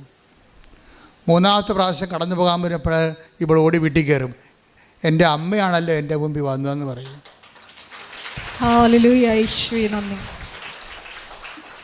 പിന്നെ എന്താ സംഭവിക്കണമെന്ന് ചോദിച്ചു കഴിഞ്ഞാൽ, ഇവള് വെള്ളമില്ലല്ലോ, ആ ഉടമ്പടി ഉപ്പ് കൊണ്ടുപോയി വരണ്ട മാസങ്ങളായിട്ട് വെള്ളമില്ലാത്ത കിണറ്റിൽ കൊണ്ടുപോയി കിണറ്റിൽ ഉപ്പിടും. ഉപ്പിട്ടും കാര്യം കുഴക്കിണറാണ്, 300-350 അടി താഴെയുള്ള സാധനമാണ്, അവിടെ വെള്ളമില്ല. പക്ഷേ ഉപ്പ് കിണറ്റിൽ കൊണ്ടിട്ട്, കിണറ്റിൽ വെള്ളം ഇല്ലാത്ത സ്ഥലത്താണ് ഉപ്പ് കൊണ്ടിടണത്. ബിഷപ്പ് പ്രമാണം ചൊല്ലിയിട്ടും പോരും. കുറച്ച് കഴിഞ്ഞപ്പോൾ മോട്ടർ ആദേശം ചെയ്തിട്ട് മോളിൽ ടാങ്ക് കവിഞ്ഞ് വെള്ളം ഇങ്ങനെ ഒഴുകാൻ തുടങ്ങി. അങ്ങനെ 3 ദിവസം വെള്ളം ഒഴുകിയപ്പോഴാണ് 5:30 മണിക്ക് ഇവള് നാട്ടുകാരെല്ലാം വിളിച്ച് കേൾപ്പിച്ച് ഫോണെടുത്ത് പറഞ്ഞ് അമ്മ വെള്ളം തന്ന് പറയുന്നത് കാര്യം വെള്ളം ഇല്ലെന്ന് എല്ലാവർക്കും ഇവിടെ വീട്ടിൽ വെള്ളമില്ലെന്നും ഇവർക്ക് ഒറ്റയ്ക്ക് കോരി ചോന്നുകൊണ്ട് പോകാൻ പറ്റത്തില്ലെന്നും ഇവൾ വെള്ള ദുരന്തത്തിലാണെന്നൊക്കെ അറിയാൻ പറ്റുന്ന ആൾക്കാർക്കെല്ലാം ഇത് വലിയ സംഭവമായി. നമുക്ക് ചിലപ്പോൾ അത്രയും അത് അറിയത്തില്ല. അവിടെ അവർക്ക് മനസ്സിലായിപ്പെട്ടന്ന് കാര്യം അവർ പറഞ്ഞു ഇപ്പോൾ 1 കൊല്ലമായിട്ടും ഒരു പ്രശ്നവുമില്ല, കൃത്യമായിട്ട് വെള്ളം അമ്മ തന്നുകൊണ്ടിരിക്കുകയാണ്. പിന്നെ ഞാൻ അമ്മയോട് പറഞ്ഞത് മുറുക്കപ്പാമ്പിൻ്റെ കാര്യമാണ്. ആ സാധനത്തിന് 1 കൊല്ലമായിട്ട് കാണാനില്ലെന്ന്. മക്കളെല്ലാം തിരിച്ചു വന്നു, ആ നെഗറ്റീവ് എനർജിയൊക്കെ മാറി, മക്കളെല്ലാം തിരിച്ചു വന്നു. ഇളയവൊക്കെ കാനഡയിൽ പോകണമെന്ന് പറഞ്ഞായിരുന്നു. അവിടെ കാര്യം ചെയ്തിട്ടും ശരിയാകത്തില്ല. ഇങ്ങനെ ഒടിഞ്ഞു കെട്ടിയൊരു വീട്ടിലാണ് താമസിക്കണത്. അത് മാറ്റണമെങ്കിൽ സാധാരണ ജോലി ചെയ്യാൻ പറ്റത്തില്ല, പോകണമെന്ന് അമ്മയോട് പറഞ്ഞായിരുന്നു. അവളുടെ കാര്യം ശരിയായി, എല്ലാം പെട്ടെന്ന് ശരിയായി. ഞാനീ സാക്ഷ്യം കേട്ടപ്പോൾ എൻ്റെ മനസ്സിലായി ഉണ്ടായത് എന്താ വെച്ചാൽ, അതായത് ശാന്തകുമാരി പറയുന്ന ഒരു സംഭവമുണ്ട്. ഈശ്വരന്മാരിലുള്ള വിശ്വാസം പോയായിരുന്നു എനിക്ക്. കാര്യം എൻ്റെ ജീവിതത്തിൽ ഇങ്ങനെയല്ലേ സംഭവിക്കണത്. ഇപ്പം ക്ലേശങ്ങൾക്ക് ഇങ്ങനെ ഒരു പ്രശ്നമുണ്ട്. ക്ലേശങ്ങൾ ചില സമയം അത് നിങ്ങളെ ശ്രദ്ധിക്കണത് നല്ലതായിരിക്കും. അവർ പറഞ്ഞ സാക്ഷ്യങ്ങളിൽ നിങ്ങൾ കൈയടിച്ചു, പക്ഷേ എനിക്ക് ഏറ്റവും കൂടുതൽ എന്നെ ടച്ച് ചെയ്തത് എൻ്റെ ഈശ്വരവിശ്വാസം പോയായിരുന്നു എന്നുള്ളതാണ്. ആദ്യമേ പറഞ്ഞവർ എനിക്ക് ഈശ്വരവിശ്വാസം ഇല്ല എന്ന് വെച്ച് കഴിഞ്ഞാൽ ഞാൻ പ്രാർത്ഥിച്ചതൊന്നും ഞാൻ അത്രയും ക്ലേശത്തിലാണ്, അതുകൊണ്ടാണ് എനിക്ക് ഈശ്വരവിശ്വാസം പോയെന്ന് പറയണത്. ഈ ഈശ്വരവിശ്വാസം പോയി കഴിഞ്ഞാൽ പിന്നെ പെട്ടെന്ന് എന്തുകൊണ്ടാണ് ഉടമ്പടി എടുക്കുമ്പോൾ പെട്ടെന്ന് ദൈവാനുഭവത്തിലേക്ക് ആൾക്കാർ വരണത് എന്തുകൊണ്ടാണ്? അതിൻ്റെ കാരണം എനിക്ക് മനസ്സിലായത്, ഈ ഉടമ്പടിയിൽ ഇപ്പം കണക്ഷൻ പോയെന്ന് വിചാരിച്ചു. നമ്മുടെ നമ്മുടെ കടങ്ങൾ കൊണ്ട്, നമ്മുടെ രോഗങ്ങൾ കൊണ്ട്, നമ്മുടെ വീട്ടിലെ മദ്യപാനം കൊണ്ട്, അല്ലെങ്കിൽ വഴക്കുകൾ കൊണ്ട്, അല്ലെങ്കിൽ കേസുകൾ കൊണ്ട്, അയൽവാസികളുമായുള്ള പടകൾ കൊണ്ട്, നമ്മുടെ തന്നെ ശരീരവേദന കൊണ്ട്, നമ്മുടെ പ്രാർത്ഥനയ്ക്ക് ഉത്തരം കിട്ടാതെ നമ്മൾ ചില സമയത്ത് നമ്മുടെ ദൈവമായിട്ടുള്ള കണക്ഷൻസ് പോകും. ഈശ്വര വിശ്വാസമല്ല ശരിക്കും പറഞ്ഞാൽ പോണത് കണക്ഷൻസാണ് പോണത്. ദൈവമായിട്ടുള്ള കണക്ഷൻസ് പോകും. ഇങ്ങനെ കണക്ഷൻസ് പോയി കഴിഞ്ഞാൽ അത് ആർക്കും പോകാം, വിശ്വസിച്ചുകൊണ്ടിരിക്കുന്നവർക്കും പോകാം, ഒരിക്കലും വിശ്വാസം ഇല്ലാതിരുന്നവർക്കും പോകാം, ഏത് മതക്കാർക്കും പോകാം. കണക്ഷൻസ് പോകും. ഒന്നിലും പ്രാർത്ഥിക്കാൻ തോന്നുന്നില്ല. എന്തോന്നിന് ആരോട് പ്രാർത്ഥിച്ചിട്ട് എന്ത് കാര്യം, ഒരു ഫലവും ഇല്ലല്ലോ എന്ന് വിചാരിച്ചുകൊണ്ട് പ്രാർത്ഥിക്കാൻ തോന്നാത്ത അവസ്ഥയാണ് കണക്ഷൻസ് പോവുക എന്ന് പറയുന്നത്. ശാന്തകുമാരി അങ്ങനൊരു അവസ്ഥയിലായിരുന്നു, കണക്ഷൻസ് പോയ അവസ്ഥയിലായിരുന്നു. ഈ കണക്ഷൻസ് പോയി കഴിഞ്ഞാൽ നമ്മുടെ ആരുടെ, ഇപ്പം നിങ്ങളുടെ തന്നെയായിരുന്നു. ഇപ്പം നിങ്ങൾ കണക്ഷൻസ് പോയിട്ട് ഉടമ്പടി എടുക്കാൻ വേണ്ടി ചിലപ്പോൾ ഇപ്പോൾ കുറേ പ്രാർത്ഥിച്ചിട്ട് കുറേ നാളായി, കുമ്പസാരിച്ചിട്ട് കുറേ നാളായി, പള്ളിപ്പോയിട്ട് കുറേ നാളായി, അല്ലെങ്കിൽ കുടുംബ പ്രാർത്ഥന നടത്തിയിട്ട് കുറേ നാളായി, നിങ്ങൾ കണക്ഷൻസ് പോയ ആൾക്കാരാണെന്ന് വിചാരിച്ചോ. അങ്ങനെ കണക്ഷൻ പോയി കഴിഞ്ഞാൽ പിന്നെ പെട്ടെന്ന് എങ്ങനെയാണ്, ഇപ്പോൾ കറണ്ട് കമ്പി, ഇപ്പോൾ ഫേസ് പോയി, ന്യൂട്രൽ കാണുന്നില്ല എന്നൊക്കെ പറഞ്ഞ് ലൈൻമാൻ പറയത്തില്ലേ. അപ്പോൾ അവർ രണ്ടാമത് കൊണ്ടുവന്നത് ഏണി വെച്ച് കയറി കെട്ടിയിട്ട് പീസ് കെട്ടിയെടുക്കും. പക്ഷേ ഇതുപോലെ എങ്ങനെയാണ് നമ്മൾ ദൈവമായിട്ടുള്ള കണക്ഷൻസ് പോയാൽ പെട്ടെന്ന് ഫീസ് കെട്ടണം എങ്ങനെയാണെന്ന് വെച്ച് കഴിഞ്ഞാൽ, ഉടമ്പടിയിൽ അതിൻ്റെ ഐറ്റമുണ്ട്. പലപ്പോഴും സംഭവിക്കുന്നത് ഐറ്റം ഇല്ലാത്തത് കൊണ്ടാണ് ഈ കുഴപ്പം പറയുന്നത്. കണക്ഷൻസ് ആർക്കും പോകാം, ഏത് മതക്കാർക്കും പോകാം, പക്ഷേ അത് ഫീസ് കെട്ടണ ഐറ്റംസ് അവിടെ പ്രാർത്ഥനാ രീതി, ഈ നാക്കുകൊണ്ടിട്ടുള്ള അടി കൊണ്ടൊന്നും കണക്ഷൻസ് ഉണ്ടാകത്തില്ല. അത് എപ്പോഴും നമ്മൾ ശ്രദ്ധിക്കണം. അതിനുള്ള മാർഗം എന്ന് വെച്ച് കഴിഞ്ഞാൽ, ഇപ്പം തന്നെ ഉദാഹരണത്തിന് നമ്മൾ യോഹന്നാൻ്റെ സുവിശേഷം എടുത്തേ, യോഹന്നാൻ 16:4. യോഹന്നാൻ 16:4. അവരുടെ സമയം വരുമ്പോൾ ഇത് ഞാൻ പറഞ്ഞിരുന്നു എന്ന് നിങ്ങൾ ഓർമ്മിക്കാൻ വേണ്ടി ഞാനിത് നിങ്ങളോട് പറഞ്ഞിരിക്കുന്നു.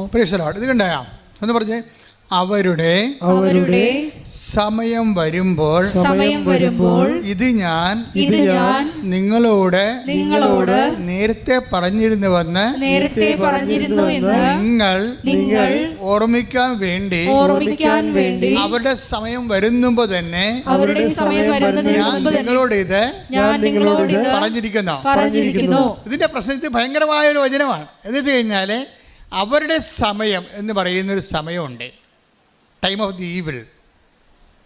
ഈ വല്യമ്മ നെഗറ്റീവ് എന്നൊക്കെ പറഞ്ഞ സംഭവം അതാണ്. Time of the evil. എവിടെ തൊട്ടാലും കിണറ്റിൽ നോക്കിയാൽ വെള്ളമില്ല, ബാധ തുറന്നാൽ മുറുക്കം പാമ്പ്, മക്കളൊക്കെ ഇങ്ങോട്ട് വരാൻ പറ്റണില്ല, ഇങ്ങനെ എല്ലാം അവരുടെ സമയം. ഇങ്ങനെ നമ്മളെ കാണുന്നവരെല്ലാം നമ്മുടെ ശത്രുക്കളായി കരുതുന്നു. ബന്ധുക്കളെ സ്വന്തപ്പെട്ടവരെ നമ്മളെ കല്യാണത്തിന് പോലും വിളിക്കണില്ല, അവർ നമ്മൾ ഒഴിവാക്കുന്നു. അവരുടെ സമയം. ഒരു മനുഷ്യപ്രജയാണെങ്കിൽ ഈ അവരുടെ സമയമെന്ന് ഈശോ പറയുന്ന തിന്മയുടെ ശക്തിയുടെ താണ്ഡവ സമയമുണ്ട്. തിന്മയുടെ ശക്തിയുടെ താണ്ഡവ സമയം നമുക്ക് അതൊരു ഇന്നോവേറ്റീവ് ഈബിൾ പോലെയാണ്, ഒഴിവാക്കാൻ പറ്റാത്തൊരു തിന്മയാണ്. ഇത് വന്നു കഴിയുമ്പോഴാണ് ഇവനാണ് ലൈൻ കട്ട് ചെയ്ത് കളയണത്.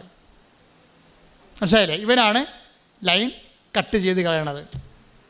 അവരുടെ സമയത്തായിരിക്കും നിങ്ങൾ ചിലപ്പോൾ IELTS ചിലപ്പോൾ 2 പ്രാവശ്യം തോക്കും, 3 പ്രാവശ്യം തോക്കും, 4ാമത്തെ പ്രാവശ്യം എൻ്റെ അടുത്ത് വന്നിട്ട് എന്നെ എല്ലാവരെയും പ്രാർത്ഥിച്ച് കഴിയുമ്പോൾ പിള്ളേരെന്നെ നാടിക്കയറി പിടിക്കും. നമ്മൾ എന്തടി അച്ഛാ ഇനി എഴുതത്തില്ല കേട്ടാ, എഴുതാൻ കാശില്ലെന്ന് പറയും. പപ്പ എഴുതാൻ വിടത്തില്ല. കാര്യം വേറെ ഒരു അത് കർത്താവിൻ്റെ കയ്യൊക്കെ പിടിക്കണ പോലെ അവസാന പിടുത്തവാ, മുങ്ങിച്ചാകാൻ പോകണമെന്ന് പിടിക്കത്തില്ലേ. അതുപോലെ ഞാൻ ഇവിടെ പ്രാർത്ഥിക്കുമ്പോൾ ചെറുപ്പം കൊച്ചുങ്ങൾ കയറി കൈയൊക്കെ എടുക്കും. അച്ഛാ എന്ന് കണ്ണൊക്കെ നിറഞ്ഞ് കവളൊക്കെ വരുമ്പോൾ പറയും ഇനി എഴുതത്തില്ല, എഴുതാൻ കാശില്ല, പപ്പ എഴുതിക്കത്തില്ല, കുടുംബം തീർന്ന് ഞങ്ങൾ തീരുകയാണെന്ന് പറയും. ഞാൻ നിങ്ങൾ തീരത്തില്ലെന്ന് പറയും. ഞാൻ തിരിച്ചു വന്ന് അമ്മയോട് പറയും അവർ തീരാൻ തീർക്കരുതെന്ന് പറയും. എന്താ അവർ ഈ മണ്ണി ചവിട്ടിയിട്ടുണ്ട്, നിൻ്റെ പ്രത്യക്ഷീകരണം അവർ അംഗീകരിച്ചതായി പ്രാർത്ഥന ചൊല്ലിയിട്ടുണ്ട്, അവർ തീരത്തില്ല. ശ്രുതികട്ടെ ഹല്ലേലൂയ. അമ്മയുടെ പ്രത്യക്ഷീകരണത്തിൻ്റെ ഒരു സന്നിധാനം ആയിട്ടാണ് മാതാവിനെ പ്രതിഷ്ഠിച്ചിരിക്കണത്. അപ്പോൾ സ്വാഭാവികമായിട്ട് ജനലക്ഷങ്ങൾ പ്രാർത്ഥിക്കുന്ന കാരണം അമ്മ ഈ ഒരു രൂപത്തിൻ്റെ മാധ്യമങ്ങളിലൂടെയാണ് നമ്മളെ അനുഗ്രഹിക്കുന്നത്. അതിൻ്റെ ഏറ്റവും പുതിയ അനുഭവം എന്ന് പറയുന്നത് ആഷ്ബിയ എന്ന് പറഞ്ഞൊരു ദമ്പതികളെ കഴിഞ്ഞ ദിവസങ്ങളിൽ സാക്ഷ്യം കിടപ്പുണ്ടവരുടെ. ആഷ്ബിയയും ഹസ്ബൻഡും ആണ് സാക്ഷ്യത്തിലുള്ളത്. അവിടെ സാക്ഷ്യം കേട്ട് കഴിഞ്ഞാൽ നമുക്ക് ഒരു കാര്യം മനസ്സിലാവും. കാര്യം അമ്മ ജീവനോടെ അൾത്താറയിൽ വിളങ്ങി നിൽക്കുന്ന പോലെ നമുക്ക് തോന്നും. ഞാൻ ആ സന്നിധാനത്തിലാണ് നിങ്ങളുടെ ജപ്തി നടപടിയും നിങ്ങളുടെ ആശുപത്രി ചീട്ടൊക്കെ വെക്കണത്. നിങ്ങളെക്കൊണ്ട് ഞാൻ വെപ്പിക്കാത്തതിന് കാരണം നിങ്ങൾക്ക് ബോധവും ബുദ്ധിയും ഇല്ലാതെ എല്ലാവരും വെക്കണ കാരണം എല്ലാവരും കൊണ്ട് വെറുതെ ചുമ്മാ കൊണ്ട് വെച്ചിട്ട് പോകും. ഞാൻ വെക്കുമ്പോൾ അതിൻ്റെ ഫോർമുല അനുസരിച്ചിട്ടാണ് വെക്കണത്. എന്താണെന്നും ആരാണെന്നും എങ്ങനെയാണെന്നും എനിക്ക് കൃത്യമായിട്ട് അറിയാം. അതിൻ്റെ പ്രത്യേക പ്രെയറുണ്ട്. അതുകൊണ്ടാണ് നിങ്ങളെല്ലാവരും ഞാൻ ആൾക്കാരെ കയറ്റാത്തതിൻ്റെ കാരണം. ആരാ ഉടമ്പടി എടുക്കാൻ വേണ്ടി വരുന്നത് അവരെ മാത്രമാണ് ആൾക്കാരെ കയറ്റത്തുള്ളൂ. ഈ ആഷ്ബിയുടെ സാക്ഷ്യം എന്താ? ആഷ്ബിയുടെ സാക്ഷ്യം ആഷ്ബിയും ഭർത്താവും 9 കൊല്ലമായിട്ട് വർഷങ്ങളായിട്ട് അവർ അവിടെ അമേരിക്കയിൽ താമസിക്കുകയാണ്. അപ്പോൾ അവർക്ക് മക്കളില്ല. അതാണ് അവരുടെ പ്രശ്നം. അമേരിക്ക എന്ന് പറയുന്ന ശാസ്ത്രത്തിൻ്റെ അവസാന വാക്കായിട്ടിരിക്കുന്ന ഒരു രാജ്യത്ത് 9 കൊല്ലം മക്കളില്ലെന്ന് വെച്ചാൽ അവർക്ക് മക്കളുണ്ടാകത്തില്ല. IVF എല്ലാവരും എടുത്തു. അവസാനം അവരുടെ സായപ്പ ഡോക്ടർ തന്നെ പറഞ്ഞു ഇനി നിങ്ങളുടെ മുമ്പിൽ ഒരു ഓപ്ഷനേ ഉള്ളൂ. എന്താ കാര്യം? അഡോപ്ഷൻ ചെയ്യണമെന്ന് പറഞ്ഞു. ഹല്ലേലൂയ. എൻ്റെ പ്രിയപ്പെട്ടവരെ, നമ്മൾ എങ്ങോട്ടാണ് ചിന്തിച്ചുകൊണ്ട് പോകണമെന്ന് നോക്കി കഴിഞ്ഞാൽ ഇപ്പം ഇവരുടെ വിഷയം കണ്ടല്ലേ, അവരുടെ തീരുമാനം എടുത്തു ഞങ്ങൾ അഡോപ്ഷൻ തയ്യാറല്ലെന്ന്. അപ്പോൾ അവരോട് അമേരിക്ക വെച്ച് പറഞ്ഞു നിങ്ങൾ നാട്ടിൽ വരുന്ന കാലത്ത് കൃപാസന മാതാവിനെ കണ്ടാൽ ഈ വിഷയത്തിൽ ശാസ്ത്രം എന്ത് പറഞ്ഞാലും, കാര്യം അവരുടെ ബോഡിയിൽ, ആ ലേഡിയുടെ ബോഡിയിൽ എന്തോ ഒരു ആൻറ്റി കണ്ടൻ്റ് ഉണ്ട്. അത് കാരണമാണ് അവർക്ക് ജന്മത്തിൽ കുഞ്ഞുങ്ങളുണ്ടാകത്തില്ല. അതാണ് സയൻസിൻ്റെ ഒരു നിഗമനം എന്ന് പറയണത്. സയൻസിൻ്റെ മുകളിലാണ് വിശ്വാസം എന്ന് പറയണത്. കാര്യം സയൻസ് കൈകാര്യം ചെയ്യേണ്ടത് മനുഷ്യൻ്റെ ബുദ്ധിയും, വിശ്വാസം കൈകാര്യം ചെയ്യണത് ദൈവത്തിൻ്റെ ശക്തിയുമാണ്. കൈയടിച്ച് ശ്രദ്ധിക്കട്ടെ. ഹല്ലേലൂയ.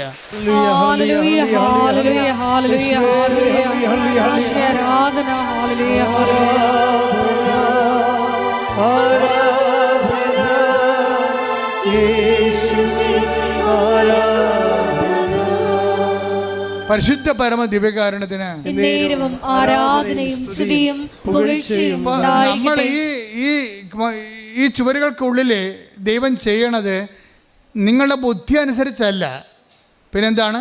ദൈവത്തിൻ്റെ ശക്തി അനുസരിച്ചാണ് ചെയ്യണത്. ഇപ്പം ഇവരെന്താ ചെയ്തത്? ഇവർ നാട്ടിൽ വന്നപ്പോൾ ഒരു ഉടമ്പടി ചെയ്തിട്ട് ഇവരൊരു ഓഫീസിൽ ചെന്നിട്ട് പറഞ്ഞു, ഞങ്ങൾ ഹസ്ബൻഡും വൈഫുമാണ്, ഞങ്ങളുടെ പ്രോബ്ലം ഇതാണ്, അതുകൊണ്ട് ഞങ്ങൾക്ക് രണ്ടുപേർക്കും കൂടി ഉടമ്പടി ചെയ്യാൻ പറ്റുമോ എന്ന് ചോദിച്ചു. അതാണ് സത്യം എന്ന് പറയണത്. അല്ലാതെ ഇവിടെ ഭർത്താക്കന്മാർ വന്ന് വണ്ടി ഇരുന്നിട്ട് നീ ചെയ്യുമെന്ന് പറയത്തില്ലേ. ഇവർ കുറേ പ്രശ്നങ്ങൾ കടങ്ങളൊക്കെ ഉണ്ട്. അത് ഈ തുമ്പിയെ കൊണ്ട് കല്ലടിപ്പിക്കണ പോലെ ഭാര്യയെ കൊണ്ട് പ്രാർത്ഥിപ്പിച്ച് നേടണം. എന്നിട്ട് ഇവനെന്ത് ചെയ്യണം? ഇവർ പഴയ കലാപരിപാടി തുടങ്ങണം. ഇതിനവൻ വണ്ടിയെ പോയി ഇരിക്കുകയാണ് ഭാര്യ. ഈ മനുഷ്യൻ അങ്ങല്ല, അതിൻ്റെ സത്യമില്ല. നിങ്ങൾ ദൈവത്തിൻ്റെ അടുത്ത് വരുമ്പോൾ സത്യം ഉണ്ടാകണം. ശാന്തകുമാരി സത്യം ഉണ്ടാക്കി. ഡ്രൈവർ പറഞ്ഞ് പറ്റത്തില്ല എന്ന് പറഞ്ഞ് ഞങ്ങളിവിടെ പുതുക്കിയവരൊക്കെ മാത്രമേ ഉള്ളതെന്ന് പറഞ്ഞപ്പോൾ ശാന്തകുമാരി നിങ്ങൾ പോയിക്കൊള്ളൂ, ഞാൻ വന്നിരിക്കുന്നത് ഉടമ്പടി ചെയ്യാൻ വേണ്ടിയാണ്, ഞാൻ ഒറ്റക്കടങ്ങനെ വന്നോളാന്ന് പറയുമ്പോൾ അതിൻ്റെ സത്യമുണ്ട്. ഈ ഭർത്താവും ഭാര്യയും വന്ന് ഓഫീസിൽ പറയുകയാണ്, ഒരാൾക്കല്ലേ കയറാൻ പറ്റത്തുള്ളൂ, പക്ഷേ ഞങ്ങളുടെ അവസ്ഥ ഇതാണ്, ഞങ്ങൾക്ക് മക്കളില്ല, അപ്പം ഞങ്ങൾക്ക് ഒരുമിച്ച് പ്രാർത്ഥിക്കാൻ വേണ്ടി ഒരുമിച്ച് ഞങ്ങൾക്ക് ഉടമ്പടി ചെയ്യണം. അതാണ് സത്യം. ഓഫീസിൽ പറഞ്ഞ് ഞങ്ങൾ ഒരുമിച്ച് ഉടമ്പടി ചെയ്തോളാൻ പറഞ്ഞു. ഭർത്താവല്ലേ ഇനിഷ്യേറ്റീവ് എടുത്തിരിക്കണത്. അപ്പോൾ ഭർത്താവ് ആ ഇനിഷ്യേറ്റീവ് എടുത്തിട്ട് ഭാര്യനെയും കൊണ്ട് വന്ന് ഉടമ്പടി ചെയ്തേച്ച് മാതാവിൻ്റെ കൈ കൊണ്ട് മാതാവിനെ ഇങ്ങനെ ജെരോളയെ തൊട്ടപ്പോൾ പെട്ടെന്ന് കറണ്ട് അടിക്കണ പോലെ ഷോക്കടിച്ച് കഴിഞ്ഞപ്പോൾ ഇയാൾ അവിടെ നിന്ന് പറയണേ, എടി ഇത് വേറെ സ്ഥലമാണ്, ഇത് വല്ലാത്ത അനുഭവമായിപ്പോയി, ദൈവം നമ്മൾ അനുഗ്രഹിച്ച് എന്ന് പറഞ്ഞു. ആ മാസം അവൾ പ്രഗ്നൻ്റ് ആവും. ഇതാണ് ആ മാസം അവർ പ്രഗ്നൻ്റ് ആകണം. അവർ കുഞ്ഞിനെ കൊണ്ടാണ് വന്നിരിക്കണേ. ഈ സന്നിധാനം എന്ന് പറഞ്ഞത് സന്നിധാനമാണത്. നമ്മുടെ വിഷയം എന്താണ്? നിങ്ങൾ ഉടമ്പടി ചെയ്യുമ്പോൾ ഓർക്കണം, എൻ്റെ സാക്ഷ്യം കൊണ്ട് മാതാവിൻ്റെ പ്രത്യക്ഷീകരണം സ്ഥിരീകരിക്കാൻ സഭയെ സഹായിക്കണമേ. അതല്ലേ പ്രാർത്ഥന? അതല്ലേ സത്യം?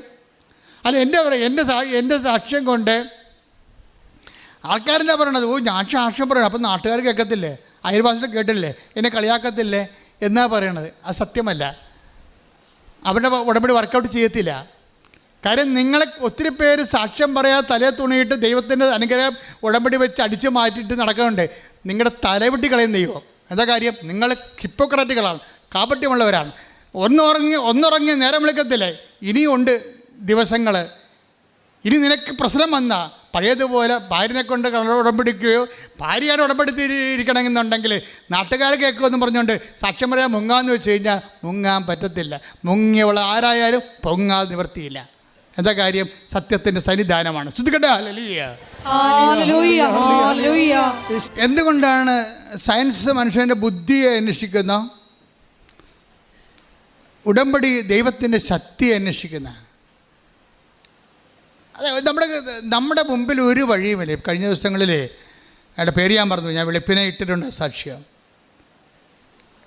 അദ്ദേഹം ഒരു കൊതമംഗലംകാരനാണ്, കൊതമംഗലം ഇടവക തന്നെയുള്ള ആളാണ്. അതിന് സാക്ഷ്യം ഇതാണ്, കടങ്ങൾ ഭയങ്കരമായി.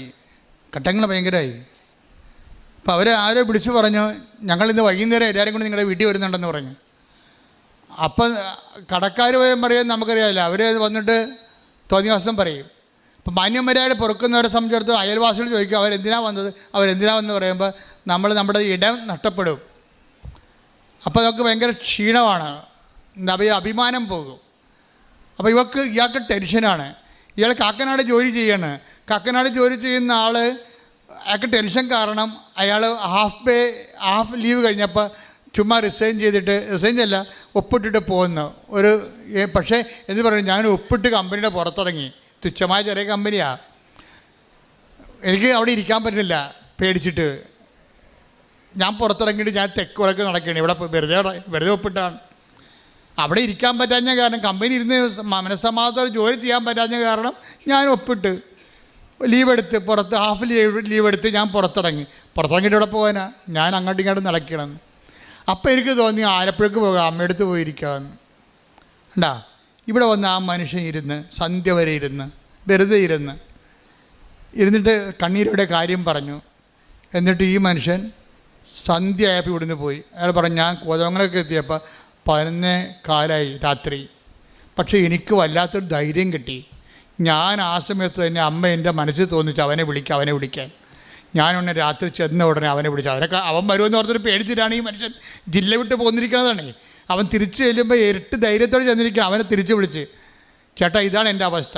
ഉടനെ അയാൾ കൂളായിട്ട് പറയുകയാണ്, അതിനെന്താ നിങ്ങൾക്ക് പൈസ കിട്ടുമ്പോൾ തന്നാൽ മതിയൊന്നു. പിന്നെ നടക്കണ സംഭവം അതിനേക്കാൾ സംഭവമാണ്. പിന്നെ എന്താ നടക്കണത് പെണ്ണിൻ്റെ അപ്പം വിളിച്ചു ചോദിച്ചു പറഞ്ഞ്, എനിക്ക് വയസ്സല്ലേ, എൻ്റെ ഞാൻ കട നടത്തുകയാണ്, നീ അവിടെ കടയിൽ വന്ന് നിൽക്ക്, നിനക്കിപ്പോൾ അവിടുത്തെ പണി ചെറിയ പണിയല്ലേ, അതിനെക്കൂടെ ശമ്പളം കിട്ടി കടയിൽ വന്ന് നിൽക്കുക. ആ കടയിൽ പോയി നിന്ന് കട കുറച്ച് കഴിഞ്ഞപ്പോൾ ഒരു 2 മാസം കടയിൽ നിന്ന് കഴിഞ്ഞപ്പോൾ അപ്പം ചോദിക്കണേ നമുക്കൊരു സ്ഥലത്ത് പോകാമെന്ന് പറഞ്ഞു. ഒരു സ്ഥലത്ത് പോയപ്പോഴെന്താണ് ഒരു വീട് സ്ഥലവും അപ്പം വിലക്കെടുത്ത് അവൻ്റെ പേരിൽ കൊടുത്തത്. എത്ര പെട്ടെന്നാണ് ഫയൽ ഒപ്പിട്ട് മാറാമെന്നറിയാമോ? അത്രയും സ്പീഡായി സംഭവം.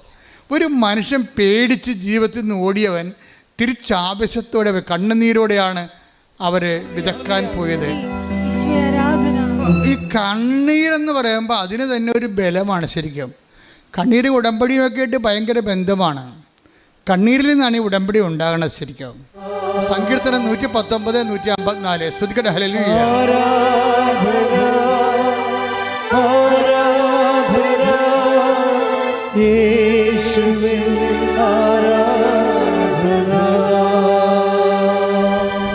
എനിക്ക് വേണ്ടി വാദിച്ച് എന്നെ വിടുവിക്കണമേ, അങ്ങയുടെ വാഗ്ദാനമനുസരിച്ച് എനിക്ക് ജീവൻ നൽകണമേ.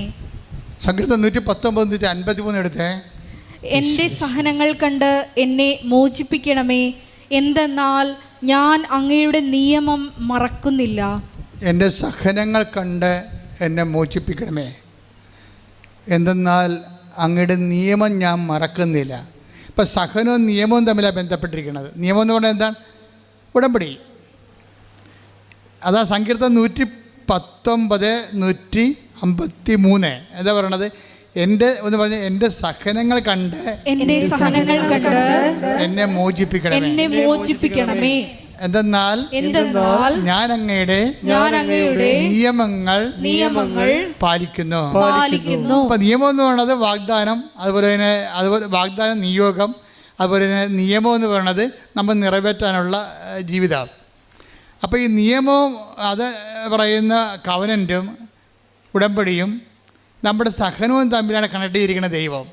നിങ്ങൾക്ക് സഹനമുണ്ടോ, ഓൾറെഡി നിങ്ങൾ ഉടമ്പടിയിൽ നിങ്ങൾക്ക് ഉടമ്പടി എടുക്കേണ്ട സാഹചര്യമാണ് ഉള്ളത്.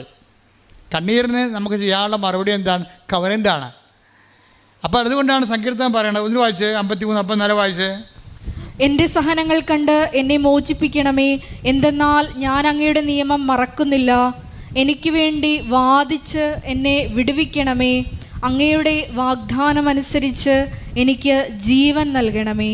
അപ്പോൾ നമ്മൾക്ക് വേണ്ടി വാദിക്കാൻ, നമ്മളെ സപ്പോർട്ട് ചെയ്യാൻ ദൈവത്തിന് ഉള്ള ഒരു അവസരമായിട്ടാണ് നമ്മുടെ കണ്ണീര് കാലം വരണത്. കാര്യം എന്താണ്? ദൈവത്തിൻ്റെ മകനാണ് നമ്മളല്ലേ, ദൈവത്തിൻ്റെ മകളാണ്. അപ്പോൾ ദൈവത്തിന് നമ്മുടെ ജീവിതത്തിൽ ഭയങ്കരമായ ഉത്തരവാദിത്വമുണ്ട്. അതുകൊണ്ട് നമ്മളിങ്ങനെ സഹിച്ച് കണ്ണീരിട്ട് ജീവിക്കുന്നത് ദൈവഹിതമല്ല. അപ്പം നിൻ്റെ കണ്ണ് നിറഞ്ഞാൽ ഉടനെ കർത്താവിൻ്റെ അകത്ത് ഇടപെടും, നിനക്ക് വേണ്ടി വാദിക്കും. അതാണ് ജോബ് പറയണത്. ജോബ് എടുത്തേ 16, 20, 21. സ്നേഹിതന്മാർ എന്നെ പരിഹസിക്കുന്നു, എന്റെ കണ്ണുകൾ ദൈവസന്നിധിയിൽ കണ്ണീരൊഴുക്കുന്നു. ഒരുവൻ അയൽക്കാരന്റെ മുൻപിൽ വാദിക്കുന്നത് പോലെ അത് എനിക്ക് വേണ്ടി ദൈവത്തിന്റെ മുൻപിൽ ന്യായവാദം നടത്തട്ടെ. കണ്ണീര് മതി നമുക്ക് വേണ്ടി ദൈവതിരുസന്നിധിയിൽ ന്യായവാദം നടത്താൻ. അതാണ് അപ്പോൾ ആ കോതമംഗലത്തെ മനുഷ്യൻ സംഭവിച്ചത്. അതാണ് അയാളുടെ അവസ്ഥ. സത്യസന്ധമായിരുന്നു. അയാളുടെ അഭ്യാസം കാണിക്കാനും ആഡംബരം കാണിക്കാനും അല്ല, ഒന്ന് പിഴച്ചു പോകാൻ വേണ്ടി ഈ ഭൂമിയിൽ. അതിനുവേണ്ടി വേറെ ഒരിടത്തും പോയില്ല. അയാളെ സൃഷ്ടിച്ച ദൈവത്തിൻ്റെ മുമ്പിൽ അയാൾ വന്ന് കണ്ണീരിടുകയാണ്. കണ്ണീര്, സത്യത്തിൻ്റെ കണ്ണീര് അയാൾക്ക് വേണ്ടി വാദിക്കുകയാണ്. ദൈവം ആ വിഷയം ഏറ്റെടുക്കുകയാണ് ചെയ്യണത്. ഇതെന്ന് വെച്ചാൽ നമ്മുടെ സഹനം എന്ന് പറയുമ്പോൾ തന്നെ അതൊരു മെരിറ്റാണ്. നമ്മുടെ സഹനമില്ലേ, നിങ്ങളുടെ എന്ത് സഹനമായിട്ടോ, ഓരോരുത്തർക്കും ഓരോ സഹനമാണല്ലോ. വിദ്യാർത്ഥികൾക്ക് പരീക്ഷയുടെ സഹനം, തോൽവിയുടെ സഹനം, കച്ചവടക്കാർക്ക് നഷ്ടത്തിൻ്റെ സഹനം, കല്യാണം കഴിച്ചവർക്ക് ഭർത്താവിൻ്റെ ഭാര്യയോട് മാനസികമായി ഉണ്ടാക്കുന്ന ഞെരുക്കത്തിൻ്റെ സഹനം, ഓരോരുത്തർക്കും ഓരോരോ സഹനമാണ്. ഈ സഹനമാണ് നമ്മുടെ മെരിട്ടെന്ന് പറയുന്നത്. ഉടമ്പടിയുടെ മെരിട്ടെന്ന് പറയുന്നത് എന്താണ്? അതെന്തെങ്കിലും ഒരു പോസിറ്റീവായിട്ടല്ല, അത് നെഗറ്റീവാണ്. നിനക്ക് ഉടമ്പടി എടുക്കാൻ യോഗ്യത ഉണ്ടെന്ന് അറിയണമെങ്കിൽ നിനക്ക് സഹനം ഉണ്ടെങ്കിൽ യോഗ്യത ഉണ്ടെന്ന് പറയും. സഹനമാണ് നമ്മുടെ യോഗ്യത എന്ന് പറയണത്. എന്ന് വെച്ച് കഴിഞ്ഞാൽ കർത്താവ് പറഞ്ഞാണ് സത്യം, ഇവിടെ എപ്പോഴും പാവപ്പെട്ടവരുണ്ടായിരിക്കും. ഈശോ സിസ്റ്റത്തെക്കുറിച്ച് ഈശോയോട് സംസാരിച്ചപ്പോൾ ഈശോ പറഞ്ഞത് എന്താണ്? പാവങ്ങൾ, ഇസങ്ങൾ മാറാം, ഭരണങ്ങൾ മാറാം, പാവങ്ങൾ എപ്പോഴും നിങ്ങളുടെ കൂടെ ഉണ്ടായിരിക്കും, അവരുടെ കൂടെ ഞാനുണ്ടായിരിക്കുമെന്ന്. കൈയടിച്ച് ശ്രദ്ധിക്കട്ടെ. ഹല്ലേലൂയ. പാവങ്ങൾ എപ്പോഴും നിങ്ങളുടെ കൂടെ ഉണ്ടായിരിക്കും. ശ്രദ്ധിക്കട്ടെ. ഹല്ലേലൂയ. മത്തായി 26:11 ദരിദ്രർ എപ്പോഴും നിങ്ങളോട് കൂടെയുണ്ട്, ഞാനാകട്ടെ എപ്പോഴും നിങ്ങളോട് കൂടെ ഉണ്ടായിരിക്കുകയില്ല. അത് നിത്യതയെക്കുറിച്ച് ഈശോ പറയുമ്പോഴാണ് പറയണത്. പക്ഷേ ഈശോ അവസാനം പറയുന്നുണ്ട്, I will be with you unto the last. അതാണ് ഈ കോണ്ടസ്റ്റിൽ നമ്മൾ ലൂപ്പ് ചെയ്യേണ്ടത്. എന്ന് വെച്ച് കഴിഞ്ഞാൽ കർത്താവ് സ്വർഗസ്ഥയിലേക്ക് പിരിഞ്ഞു പോകുന്ന സമയത്ത് പറയും, ഞാൻ അരൂപിയിലെ ഐ വിൽ വിത്ത് യു, അന്ത്യകാലം വരെ ഞാൻ നിങ്ങളുടെ കൂടെ ഉണ്ടായിരിക്കും. ഈ കൂടെ ഉണ്ടെങ്കിലും കൂടെ ഉണ്ടാകാത്ത അനുഭവത്തിനാണ് കമ്മ്യൂണിക്കേഷൻ കർട്ടയിലെന്ന് പറയുന്നത്. കൂടെ ഉണ്ട്, പക്ഷെ വി ഡോണ്ട് ഫീൽ ഇറ്റ്. ഇത് ഒരു ആധ്യാത്മിക ദുരന്തമാണ്. ദൈവത്തിൻ്റെ വാഗ്ദാനം അനുസരിച്ചുകൊണ്ട് I will be with you unto the last, അവസാന ശ്വാസം വരെയും ഭൂമിയുടെ ലോകത്തിൻ്റെ അവസാനം വരെയും ഞാൻ നിൻ്റെ കൂടെ ഉണ്ടാകും. Take the bed of God. ശ്രദ്ധിക്കട്ടെ. ഹല്ലേലൂയ. മത്തായി 28:20 യുഗാന്തം വരെ എന്നും ഞാൻ നിങ്ങളോട് കൂടെ ഉണ്ടായിരിക്കും. യുഗാന്ത്യം വരെ ഞാൻ എന്നും നിങ്ങളുടെ കൂടെ ഉണ്ടായിരിക്കും. ഇപ്പം കർത്താവ് നമ്മുടെ കൂടെ ഉണ്ട്, പക്ഷേ വി ഡോണ്ട് ഫീൽ ഇറ്റ്. നോക്കിയേ, ഇപ്പോൾ സൂര്യനുണ്ട്, സൂര്യന് ചൂടുണ്ട്, പക്ഷേ നമ്മളത് ഫീൽ ചെയ്യുന്നില്ല. എന്താ കാര്യം? മോളിൽ റൂഫുള്ളത് കൊണ്ട് അല്ലേ? ഇതുപോലെ ദൈവം നമ്മുടെ കൂടെ ഉണ്ടാകും, പക്ഷേ കമ്മ്യൂണിക്കേഷൻ കട്ടയില്ല, നമുക്കത് ഫീൽ ചെയ്യുന്നില്ല. സങ്കടത്തിന് അങ്ങനെ ഒരു കുഴപ്പമുണ്ട്. സങ്കടകാലത്തിന് അതാണ് ആ സമയം എന്ന് പറയണത്. ഈശോ 16:4 പറഞ്ഞില്ലേ, ആ സമയം വരുമ്പോൾ ഇത് ഞാൻ നിങ്ങളോട് നേരത്തെ പറഞ്ഞിരുന്നുവെന്ന്. Take the word of God. ആ സമയം വരുമ്പോൾ ഇത് ഞാൻ പറഞ്ഞിരുന്നുവെന്ന് നിങ്ങൾ ഓർമ്മിക്കാൻ വേണ്ടി ഞാൻ ഇത് നിങ്ങളോട് പറഞ്ഞിരിക്കുന്നു. എപ്പോഴും ബിവെയർ ഓഫ് ദാറ്റ് ടൈം. ഒരു സമയം എപ്പോഴായാലും നമ്മുടെ മുമ്പിൽ വരും, പ്രത്യക്ഷപ്പെടും. ദുഃഖത്തിൻ്റെ, ദൈവത്തെ പോലും ഫീൽ ചെയ്യാത്ത, പ്രാർത്ഥിച്ചിട്ടും കേൾക്കാത്ത ഒരു ടൈം. ആ ടൈം വരുമ്പോൾ പിന്നെ എന്താ നമ്മുടെ മുമ്പിലുള്ള ഓപ്ഷൻ? എന്താ ചെയ്യാൻ പറ്റണത്? ആ സമയം വരുമ്പോൾ ഞാനിത് പറഞ്ഞിരുന്നുവെന്ന്, അപ്പോൾ നേരത്തെ പറഞ്ഞിട്ടുള്ള കാര്യങ്ങൾ നമ്മൾ ശ്രദ്ധിക്കണമെന്ന്. മനസ്സിലായില്ലേ? നമ്മുടെ പ്രസൻറ്റ് ടൈമിൽ നമുക്ക് കമ്മ്യൂണിക്കേഷൻ കട്ടയിലായി കഴിഞ്ഞു കഴിഞ്ഞാൽ, ദൈവവുമായിട്ടുള്ള ബന്ധങ്ങൾ പോയി പ്രാർത്ഥിക്കാൻ പറ്റാതെ വന്നാൽ പിന്നെ ഉള്ള എമർജൻസി ആയിട്ടുള്ള നടപടി എന്താണ്? പണ്ട് കർത്താവ് പറഞ്ഞത് നമ്മൾ ഓർക്കണം. അതിനാണ് ഈ ബൈബിൾ എന്ന് പറയുന്നത്. സ്തുതിക്കട്ടെ. ഹല്ലേലൂയ. ഇത് നേരത്തെ കർത്താവ് ഇവിടെ ജീവിച്ചിരുന്ന കാലത്ത് പറഞ്ഞ കാര്യങ്ങളാണ്. ഇവിടെ കമ്മ്യൂണിക്കേഷൻ കട്ടലായി കഴിഞ്ഞ് ദൈവത്തിൻ്റെ ഫീൽ നമുക്കുണ്ടാകുന്നില്ല, പ്രാർത്ഥിക്കാൻ പറ്റാതെ വന്നാൽ നേരത്തെ കർത്താവ് പറഞ്ഞത് നമ്മൾ അരമണിക്കൂർ വായിക്കും. ഉടമ്പടി നമ്മൾ അരമണിക്കൂർ വചനം വായിക്കണില്ലേ? അതാണ് സംഭവം. ഇതാ കമ്മ്യൂണിക്കേഷൻ എങ്ങാനും കട്ട് ആകാതിരിക്കാൻ വേണ്ടി നേരത്തെ കർത്താവ് പറഞ്ഞത് നമ്മളെന്ത് ചെയ്യും? അത് നമ്മളെ അവൻ പറഞ്ഞതുപോലെ നമ്മൾ ചെയ്യും. ഇവിടെയാണ് ഈ പത്രം കൊടുപ്പൊക്കെ വരണത്. ഇവിടെയാണ് നമ്മുടെ ആതുര സേവനങ്ങൾ വരണത്. എന്താണ്? നേരത്തെ അവൻ പറഞ്ഞതാണ്. ഇപ്പോൾ അവരുടെ കമ്മ്യൂണിക്കേഷൻ ഇല്ല. അപ്പോൾ നേരത്തെ പറഞ്ഞ അനുസരിച്ച് അവൻ പറഞ്ഞ പോലെ നമ്മളിപ്പോൾ ചെയ്യാണ്. അതാണ് കവനൻ്റ്. കൈയടിച്ച് ശ്രദ്ധിക്കട്ടെ. ഹല്ലേലൂയ. ക്ലേശകാലം എന്ന് പറയണത് യോഹന്നാൻ 16:4 ആ സമയമാണ്. ഈ സമയത്താണ് കമ്മ്യൂണിക്കേഷൻ കട്ടലായി പോണത്. അതിനെക്കുറിച്ചാണ് ലൂക്ക 8:7 എടുത്ത്. ശ്രദ്ധിക്കട്ടെ. ഹല്ലേലൂയ. യേശുവേ നന്ദി. ഹല്ലേലൂയ. ചിലത് മുൾച്ചെടികൾക്കിടയിൽ വീണു, മുൾച്ചെടികൾ അതിനോടൊപ്പം വളർന്ന് അതിനെ ഞെരുക്കിക്കളഞ്ഞു. അതിൻ്റെ തർജ്ജിമ എന്താണ്? ലൂക്ക 8:14. ലൂക്ക 8:14. മുള്ളുകളുടെ ഇടയിൽ വീണത് വചനം കേൾക്കുന്നെങ്കിലും ജീവിത ക്ലേശങ്ങൾ, സമ്പത്ത്, സുഖഭോഗങ്ങൾ എന്നിവ വചനത്തെ ഞെരുക്കിക്കളയുന്നത് കൊണ്ട് ഫലം പുറപ്പെടുവിക്കാത്തവരാണ്. ഉടമ്പടിക്ക് ഇങ്ങനെ ഒരു പ്രശ്നമുണ്ട്. അതായത് ഉടമ്പടിയിൽ നമ്മൾ ചില ആൾക്കാരല്ലേ പ്രത്യക്ഷീകരണ പ്രാർത്ഥന മാത്രം ചൊല്ലിക്കൊണ്ട് മഴയും കൊള്ളാതെ വെയിലും കൊള്ളാതെ വീട്ടിൽ ഇരിക്കുന്ന ആൾക്കാരില്ലേ, അവരൊന്ന് കേൾക്കാൻ വേണ്ടി പറയുകയാണ്, ഇത് വർക്കൗട്ട് ചെയ്യത്തില്ല. എന്താ കാര്യം എന്ന് വെച്ച് കഴിഞ്ഞാൽ, ഈ ക്ലേശകാലത്തിലാണ് നമ്മൾ ഉടമ്പടി ചെയ്യണത്. ക്ലേശകാലത്താണ് നമ്മൾ ഉടമ്പടി ചെയ്യണത്. ഈ ക്ലേശകാലത്ത് ഓൾറെഡി കമ്മ്യൂണിക്കേഷൻ കട്ടായി കിടക്കുകയാണ്. ഈ കമ്മ്യൂണിക്കേഷൻ കട്ടായി കഴിഞ്ഞാൽ പിന്നെ എന്താ മാർഗമുള്ളത്? നേരത്തെ പറഞ്ഞ വചനം അനുസരിച്ച് നമ്മൾ ആക്ടിവേറ്റ് ചെയ്യണം, വർക്കൗട്ട് ചെയ്യണം. പ്രാർത്ഥിച്ചാൽ മാത്രം പോരാ, പ്രവർത്തിക്കേണ്ടി വരും. അതുകൊണ്ടാണ് ഈ ക്ലേശത്തിൻ്റെ കണ്ട 8:14 വായിച്ച്, ലൂക്ക 8:14 വായിച്ച്. മുള്ളുകളുടെ ഇടയിൽ വീണത് മുള്ളുകളുടെ ഇടയിൽ വീണത് വചനം കേൾക്കുന്നെങ്കിലും ജീവിത ക്ലേശങ്ങൾ. ഉടമ്പടി എടുത്തിട്ടുണ്ടെങ്കിലും ജീവിത ക്ലേശങ്ങൾ ഫലം തരാതെ പോകാം. കാര്യം എപ്പോഴും ക്ലേശത്തെക്കുറിച്ചല്ലേ ആൾക്കാർ. ഉടമ്പടി എടുത്താലും ചില ആൾക്കാർ നാളത്തേക്ക് എത്തിക്കാം, മറ്റന്നാളത്തേക്ക് എത്തിക്കാം, വരട്ടെ എന്നൊക്കെ പറഞ്ഞിരിക്കണം. എന്തിൻ്റെ കാര്യം?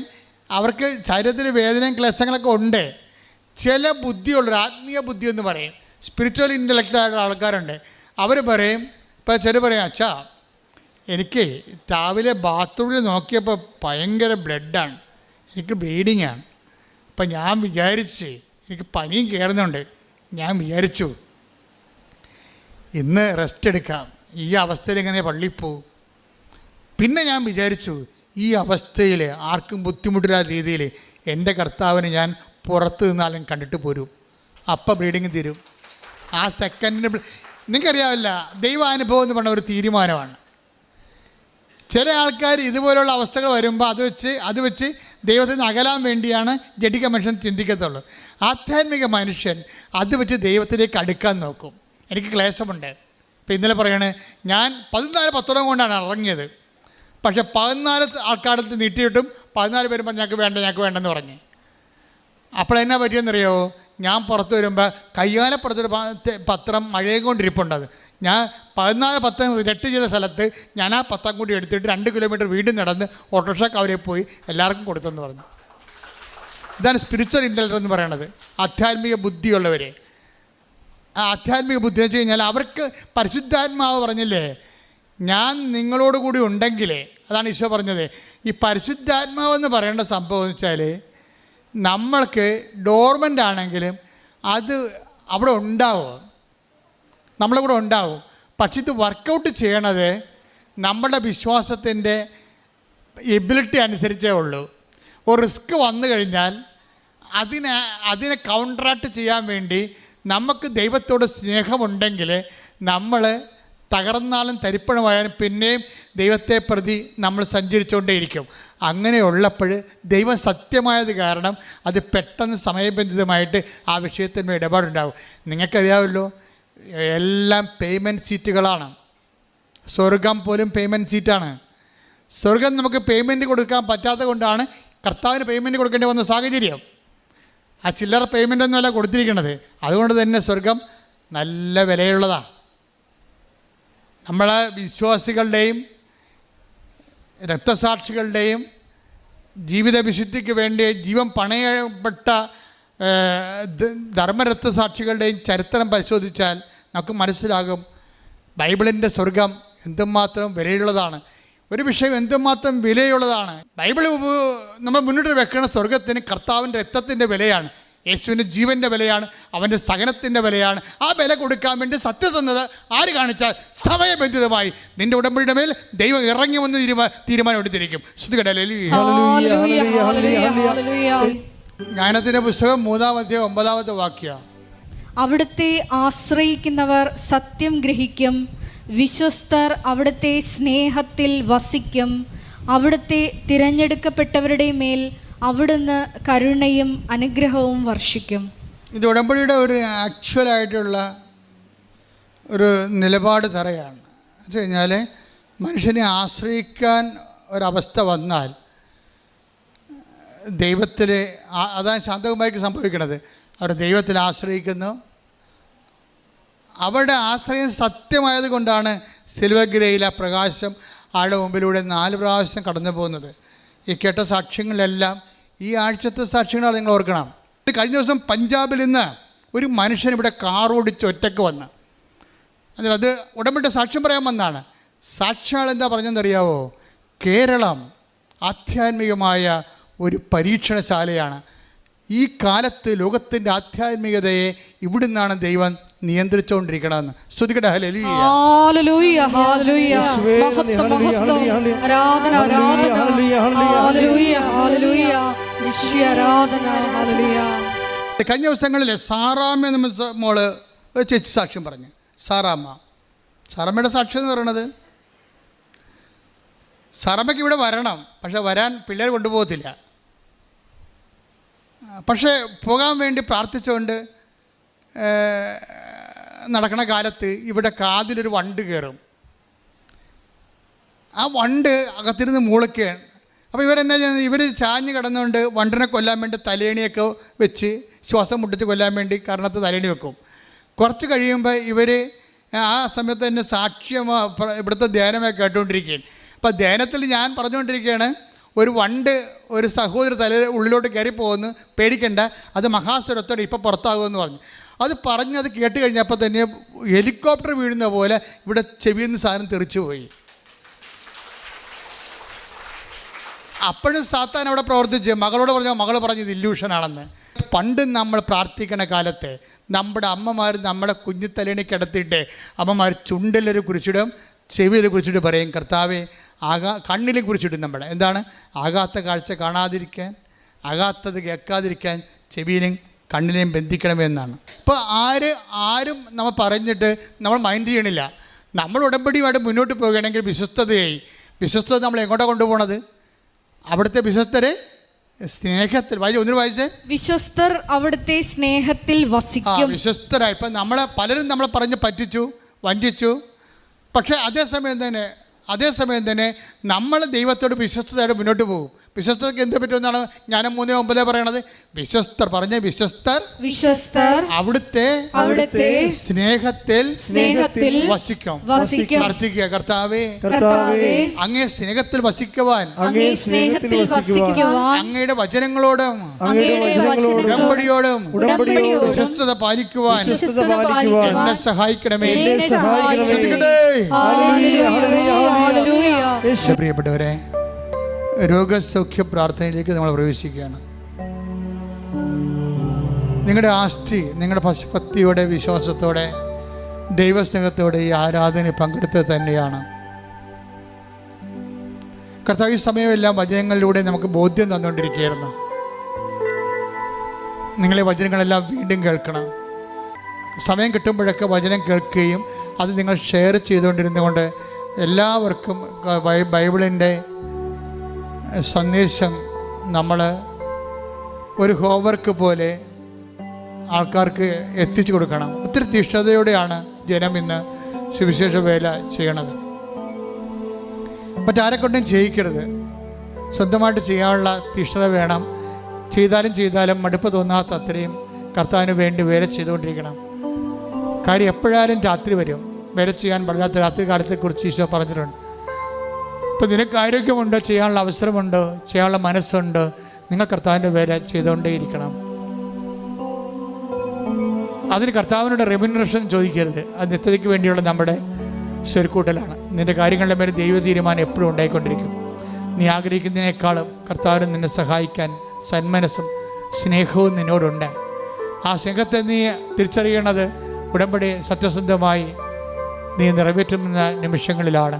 പ്രാർത്ഥിക്കുക, കർത്താവേ ഉടമ്പടി അങ്ങോട്ടുള്ള അങ്ങയോടുള്ള സ്നേഹത്താൽ സത്യസന്ധമായി നിറവേറ്റുവാൻ ഉടമ്പടിയുടെ പ്രേക്ഷിത പ്രവർത്തനങ്ങൾ അതുപോലെ തന്നെ ഉപവി പ്രവർത്തനങ്ങൾ ദൈവസ്നേഹത്തോടെ നിറവേറ്റുവാൻ എന്നെ ശക്തീകരിക്കണം.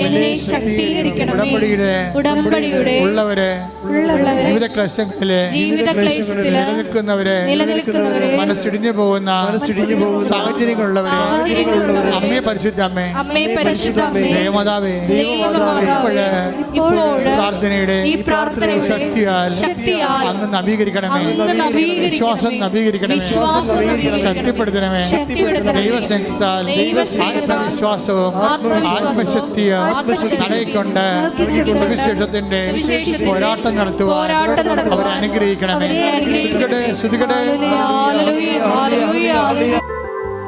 അച്ഛൻ പ്രാർത്ഥിക്കുമ്പോൾ സത്യമായി നിങ്ങളുടെ മേൽ കർത്താവിൻ്റെ കൃപയെ ആവശ്യിക്കുകയും നിങ്ങൾ ഈ ദിവസങ്ങളിൽ ഈ ധ്യാനം എപ്പോഴെല്ലാം ആരെല്ലാം എവിടെയെല്ലാം കേൾക്കുന്നുവോ അവരെല്ലാം കർത്താവ് അനുഗ്രഹിക്കുകയും അനുഗ്രഹിച്ചതിൻ്റെ അടയാളങ്ങൾ നിങ്ങൾക്ക് മണിക്കൂറുകൾക്കുള്ളിൽ നിങ്ങൾക്ക് ദൃശ്യമായി തീരുകയും ചെയ്യാൻ പരിശുദ്ധ ദേവമാതാവിനോട് സ്തുതിക്കട്ടെ. ഹല്ലേലൂയ, ഹല്ലേലൂയ, ഹല്ലേലൂയ, ഹല്ലേലൂയ, ഹല്ലേലൂയ. ഈശോ ആരാധന. ഈശോ വിവിധ സമയങ്ങളിൽ ഈ മരിയനോട് ദേവമാതാവിനോടൊപ്പം ഈശോയുടെ നാമത്തെ സ്തുതിക്കട്ടെ. ഹല്ലേലൂയ, ഹല്ലേലൂയ, ഹല്ലേലൂയ. ഈശോ ആരാധന. മഹത്വം, മഹത്വം. ആരാധന, ആരാധന. ഹല്ലേലൂയ, ഹല്ലേലൂയ, ഹല്ലേലൂയ.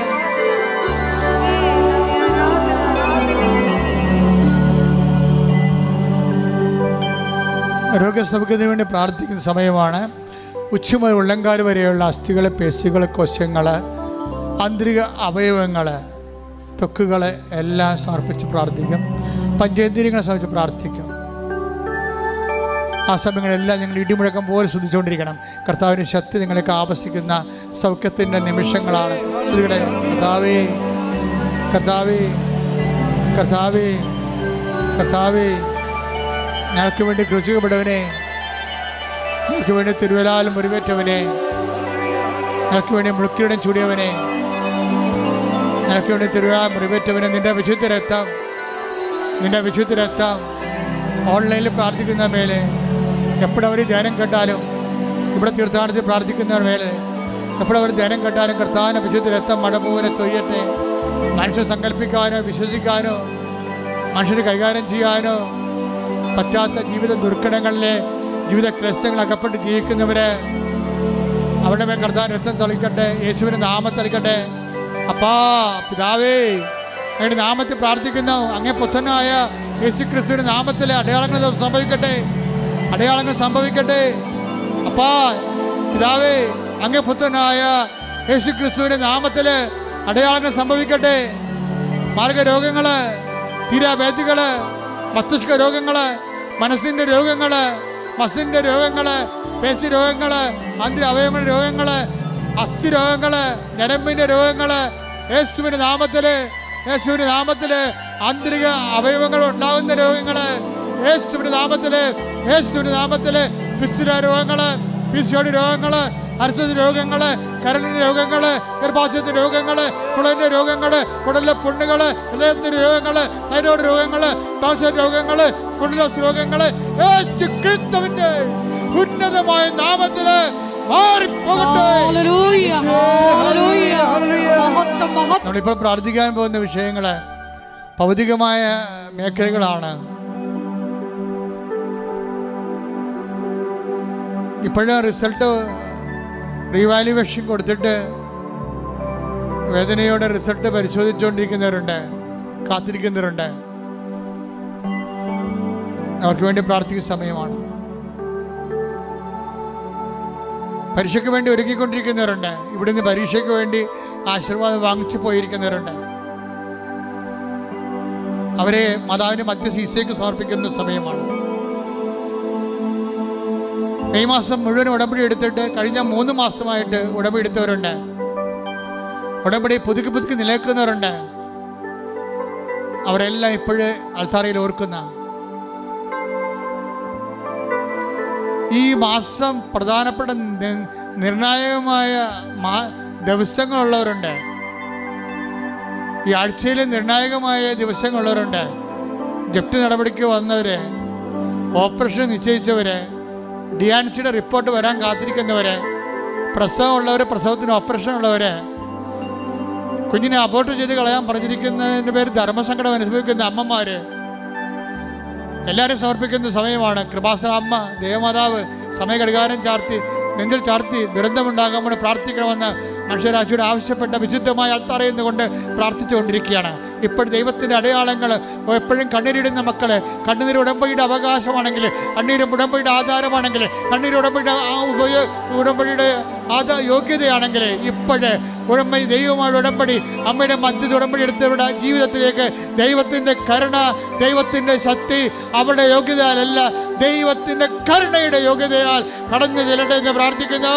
യേശുവിൻ്റെ നാമത്തിൽ ആർക്കെല്ലാം വേണ്ടിയാണ് ഇപ്പോൾ പ്രാർത്ഥിക്കുന്നവര്? വീടില്ലാത്തവര്, സ്ഥലമില്ലാത്തവര്, വീടില്ലാത്തവര്, വഴിയില്ലാത്തവര്, കർത്താവെ ജയിലിൽ കിടക്കുന്നവര്, കർത്താവ് കേസ് അകപ്പെട്ടിരിക്കുന്നവര്, കേസിൽ നല്ല തീരുമാനം ഉണ്ടാകാൻ വേണ്ടി കാത്തിരിക്കുന്നവര്, വിദേശങ്ങളിൽ ജോലിക്ക് വേണ്ടി പോകാതിരിക്കുന്നവര്, നാട്ടിൽ ജോലി നഷ്ടപ്പെട്ടിരിക്കുന്നവര്, നാട്ടു ജോലിക്ക് വേണ്ടി ശ്രമിക്കുന്നവര്, എല്ലാവരും ശ്രമിച്ച് പ്രാർത്ഥിക്കുന്നു. കുടുംബ സമാധാനം ഇല്ലാത്തവര്, ഭർത്താവിൻ്റെ ഭാര്യയുടെ അവിശ്വസ്ത കാരണം ജീവിതത്തിൽ വേദന അനുഭവിക്കുന്നവര്, മക്കൾ ഇല്ലാത്തവര്, മക്കളെ കുരുത്തക്കേടായിട്ട് ജീവിക്കുന്നവര്, അന്യബന്ധങ്ങളെ പോയിട്ട് കുടുംബത്തിന് അപമാനം ഉണ്ടാക്കുന്നവര്, എല്ലാവരും ഇടിമുഴക്കം പോലെ ശ്രദ്ധിക്കട്ടെ. പരിശുദ്ധമ്മ മധ്യസ്ഥം വഹിക്കാൻ പോകുന്ന വിഷയങ്ങളുടെ മേൽ സാമ്പത്തിക കടങ്ങള്, ജോലിയില്ലാത്തവര്, വീട്ടുമൃഗങ്ങളെ വളർത്തിക്കൊണ്ട് വരുമാനമാകുന്നത് കഞ്ഞിവെച്ച് പോകുന്നവര്, അവർക്കുണ്ടായിട്ടുള്ള നഷ്ടങ്ങൾ, വ്യാപാര വ്യവസായശാലകൾ നടത്തി അത് പൊട്ടിപ്പോയവര്, അല്ലെങ്കിൽ കടങ്ങളായി പോയവർ, സ്ഥലം വിൽക്കാൻ പോണവർ, ജീവിക്കാൻ വേണ്ടി സ്ഥലം വാങ്ങാൻ പോകുന്നവർ, വിസയുടെ ടെസ്റ്റിനൊക്കെ പോകാൻ പോകുന്നവർ, ഇൻ്റർവ്യൂവിന് പോകാൻ പോകുന്നവർ, നാട്ടിലേക്ക് തിരിച്ചു പോരാൻ വരുന്നവർ, ലീവ് കഴിഞ്ഞിട്ട് തിരിച്ചു പോകാൻ പോകുന്നവർ, അവിടെ യാത്ര സമാധാനവും സുരക്ഷിതമായിരിക്കാൻ, മക്കളില്ലാത്തവർ, കുടുംബത്തിലെല്ലാത്തരം ഒരു തരത്തിലും സമാധാനം ഇല്ലാതെ വിഷമിക്കുന്നവരെ, കുഞ്ഞുങ്ങളെക്കുറിച്ച് വേവലാതി കൊള്ളുന്നവരെ, മാർത്താമസിക്കാൻ നിവൃത്തിയില്ല, മാർത്താമസിക്കാൻ ഇടമില്ലാതെ വിഷമിക്കുന്നവരെ, നേരത്തെ സ്നേഹിച്ചിരുന്നവരും കുടുംബത്തിലുള്ളവർ പോലും തന്നെ വെറുത്തിട്ട് ഒറ്റപ്പെട്ടു പോയ അവസ്ഥകൾ, നമ്മുടെ മരണം പോലും ആഗ്രഹിക്കുന്ന ശത്രുക്കൾ, അങ്ങനെ വ്യത്യസ്തങ്ങളായ മേഖലകളിൽ ഞെരുങ്ങുന്നവർ, വേദനപ്പെടുന്നവരും, സ്വന്തം ശരീരത്തിൻ്റെ രോഗങ്ങളും വേദന കൊണ്ട് ഉറക്കമില്ലാത്തവർ, മാസങ്ങളായിട്ട് ഉറക്കമില്ലാത്തവർ, ഉറങ്ങാൻ പറ്റാത്തവർ, എല്ലാവരും സാഹചര്യം ഇടിമുഴക്കം പോലെ ശ്രദ്ധിക്കട്ടെ. അവിടെ നമ്മൾ കർത്താവിന് വിശുദ്ധമായ രക്തം പതിക്കട്ടെ, അവിടെ നമ്മൾ കർത്താവിന് വിശുദ്ധം പതിക്കട്ടെ, അല്ലെ കർത്താവിന് വിശുദ്ധം രക്തം പതിക്കട്ടെ. യേശു ക്രിസ്തുവിൻ്റെ ഉന്നതമായ നാമത്തിലെ മാരക രോഗങ്ങൾ മാറിപ്പോകട്ടെ, തീരാവേദനകൾ തീർന്നു പോകട്ടെ, യേശു നാമത്തിൽ ശ്രദ്ധിക്കട്ടെ. അതുപോലെ മാംസപിണ്ഡങ്ങൾ താഴേക്ക് ഇറങ്ങുന്നവരുണ്ട്, അവരെ കർത്താവ് സ്പർശിച്ച് സൗഖ്യത്തേക്ക് നയിച്ചുകൊണ്ടിരിക്കുന്നു. അർശസ് തന്നെയാകണമെന്നില്ല, വേറെ എന്തെങ്കിലും കഷങ്ങളായാലും ശരീരത്തിന് ഉള്ളിൽ നിന്ന് പുറത്തേക്ക് പോകുന്ന സ്രാവങ്ങളെയും മാംസകഷ്ണങ്ങളെയും അതിനുള്ള രോഗം അനുഭവിക്കുന്നതിന് കർത്താവ് സൗഖ്യപ്പെടുത്തുന്നുണ്ട്. അതിന്റെ സമയം മനസ്സുദിക്കട്ടെ. രോഗസൗഖ്യ സന്ദേശത്തിന് നന്ദി പറയുന്നു. ഹല്ലേലൂയ, ഹല്ലേലൂയ, മഹത്വം, മഹത്വം, ആരാധന, ആരാധന. ഹല്ലേലൂയ, യേശുവേ നന്ദി. മുടി കഴിയുന്നവര്, അവന് ശരീരത്തിൽ വട്ടം വട്ടം പോലെ വ്രണങ്ങളുള്ളവര്, ശരീരത്തിൽ തലയിലൊക്കെ എല്ലാം വട്ടം വട്ടം രോഗം കൊഴിഞ്ഞു പോകുന്നവര്, അവർക്കെല്ലാം വേണ്ടി പ്രാർത്ഥിക്കുന്നതിന് വേണ്ടി ദൈവത്തിൻ്റെ നിർദ്ദേശമുണ്ട്. ഉടമ്പടി എടുക്കുന്നവർ തീരുമാനം എടുക്കണം. നമ്മളായിട്ട് മറ്റുള്ളവരുടെ ജീവിതത്തിന് ഒരു ക്ലേശം ഉണ്ടാകത്തില്ല. വെള്ളം വിടാതിരിക്കുക, അഴുക്കുചാല അടച്ചു കളയുക, പരിസരം മലിനമാക്കുക, അതൊക്കെ ഒരു ദൈവപൈതന് ചേരാത്തതാണ്. മുട്ടിൻ്റെ താഴേക്കുള്ള അസ്ഥിഭാഗങ്ങൾ സൂക്ഷിച്ചിരിക്കുന്നവരെ കർത്താവ് സുഖപ്പെടുത്തുന്നുണ്ട്. ആരാധന, മഹത്വം, മഹത്വം, ആരാധന, ആരാധന. രോഗസൗഖ്യ സന്ദേശം നന്ദി പറയുന്നു. ഞങ്ങളുടെ ഇടയിൽ പ്രവർത്തിക്കുന്ന അവിടുത്തെ സാന്നിധ്യത്തിന് നന്ദി പറയുന്നു. Hallelujah, hallelujah.